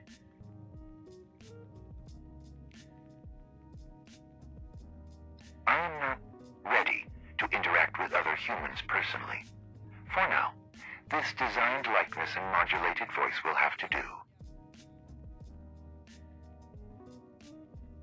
My assistant and I are aiding defense efforts by monitoring the extraterrestrials' movements. I have always been fascinated with the galaxies beyond our own. It is my life's purpose to study them, and to defend against them come the inevitable struggle for power and posterity. Now, it of course goes without saying that Homer Saperstein sounds quite a bit like Homo sapien, the species of human that we are. So it really does seem like something is trying to make itself seem as human as possible, but doesn't quite understand humanity enough to pull it off well, and it comes off as very uncanny. The prevailing theory within the community is that Homer is some kind of sentient artificial intelligence, working against the Zedans for whatever reason. Perhaps he was originally some kind of enclave AI designed to combat the extraterrestrials, who's now continuing on its directive. AIs becoming self-aware and acting autonomously decades after the Great War is a common theme within the Fallout franchise. And as a matter of fact, in Fallout 76, beneath the White Springs Resort, we meet a semi-sentient AI named Modus, who, like Homer, has a sort of custom hologram face and continues to direct the regional Enclave bunker years after it's been abandoned. The problem with the Homer is an AI theory that I have is that it fails to adequately explain his relationship with the Emissary, the obviously supernatural character, the guy who can literally disappear, who we get the key to Homer's dome from. The Emissary seems extraterrestrial, or at least supernatural in his own right. I mean, his name is a pretty big hint. An emissary is a special diplomatic representative. Thus, my personal theory, or it's hardly my own, just the theory I'm the most sympathetic to, is that maybe the Zedans aren't the only aliens in our neighborhood. Maybe Homer and the Emissary belong to a sort of second force in the stars opposed to the Zedans, and Earth is simply becoming another one of their battlegrounds.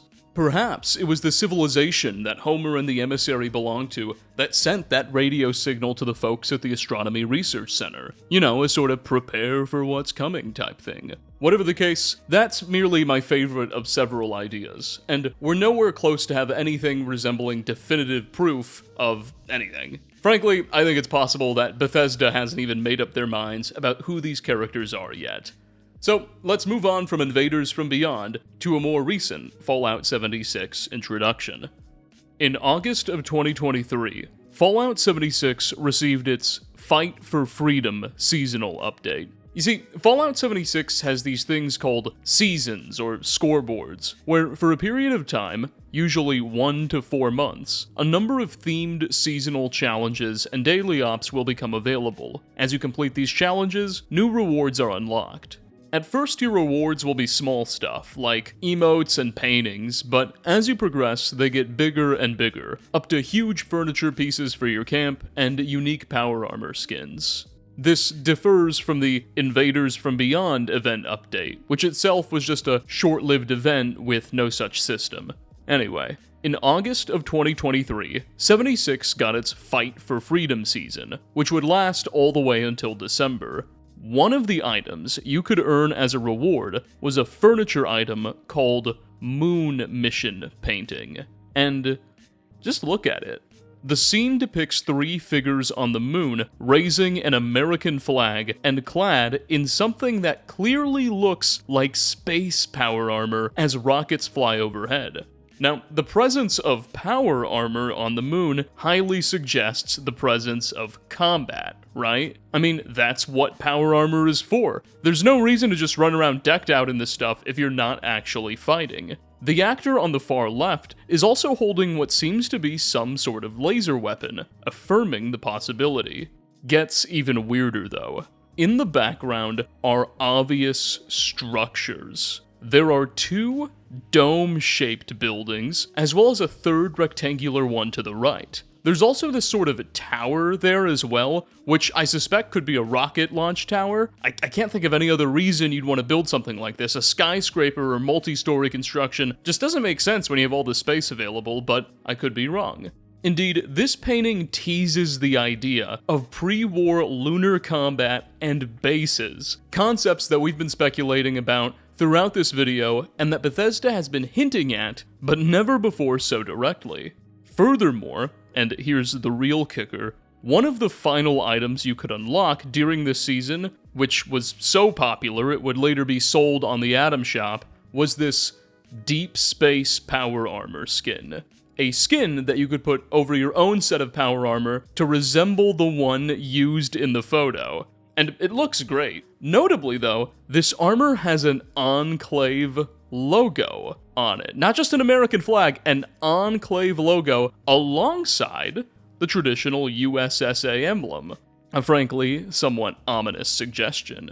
Now, something worth noting, and that I'm sure many will point out, is that the canon status of seasonal event rewards occasionally varies. Some wacky rewards in the past have caused players to question just how seriously Bethesda takes this. However, there's reason to suspect that they are indeed taking this stuff, at least the Deep Space Power Armor and the Moon Mission, pretty seriously. You see, in 2024, Fallout 76 received its Skyline Valley expansion, which opened up a new region of Appalachia in the southern side of the map, known as Skyline Valley. We've talked about this one before, but one of the new locations this area added was Rapidan Camp, a large presidential retreat in the Shenandoah National Park, originally built by President Herbert Hoover, who then donated it to the executive branch of the US government. Well, when the update first went live, players were able to glitch behind an inaccessible door within Rapidan Camp to find themselves in a massive, clearly unfinished by Bethesda, Enclave bunker. The area was littered with what seemed to be placeholder content, and none of the terminals were actually working. However, down here we could find all sorts of things. Computers, laboratories, data centers, what even seemed to be an executive office. And we could also, on one of the walls, find a copy of that Moon Mission painting from earlier, hinting at its authenticity. Not only that, but in one laboratory, we could find a giant Homer Saperstein looming over a surgery room. Sadly, he offered no dialogue. When players reached out to Bethesda about this crazy, unfinished bunker to ask when it would be completed, Bethesda's response was essentially, "Oops, that's not supposed to be there right now!" And within 48 hours, they released an update, totally wiping the place from the map. Thus, this place is now, actually, for reals, totally inaccessible. By the way, shout out to the YouTube channels Rifle Gaming and Saxony, who seem to be the only people on the internet who captured high-quality footage of this place before Bethesda terminated it. But the obvious conclusion here is that Bethesda has more Enclave plans on the way. Plans which may very well affirm the existence of Enclave moon bases and deep space power armor. And maybe something to do with Homer Saperstein? I suspect that one has to be a placeholder. Regardless, 1 year after the Skyline Valley bunker snafu, and we still haven't seen that Enclave bunker fully implemented. It's possible it was all based on a scrapped idea, or perhaps they're saving it for something else. Fallout 76 lead director Jonathan Rush has stated that in Q4 of 2025, the game is set to receive its biggest update and expansion ever to coincide with Season 2 of the Fallout TV show. That's a very big promise, given that previous updates like Skyline Valley have added huge chunks to the map, and notably, Wastelanders changed the whole identity of the game by adding human NPCs, so imagining what they have in store is an impossible challenge. But perhaps in this update, alongside the next season of the show dropping in December, we'll stand to learn more about the Old World's relationship with the stars, and possibly whatever the Enclave was, or is, doing mucking about them. And that's about all for today, folks. I hope you enjoyed. This video has been absolutely crazy to make. It's by far the longest ever posted on this channel, I think by a factor of 30%, and an utterly insane amount of work went into it. I hope you all enjoyed. What do you think is going on here? What do you think the Xaidans want? Are they the only extraterrestrial civilization in the stars? Could elements of the Enclave and old governments be held up on some lunar or even Martian high command center? These are crazy ideas, but it's a crazy franchise. Thanks for watching, everybody, and I hope to catch you all in my next video. Peace out, everyone.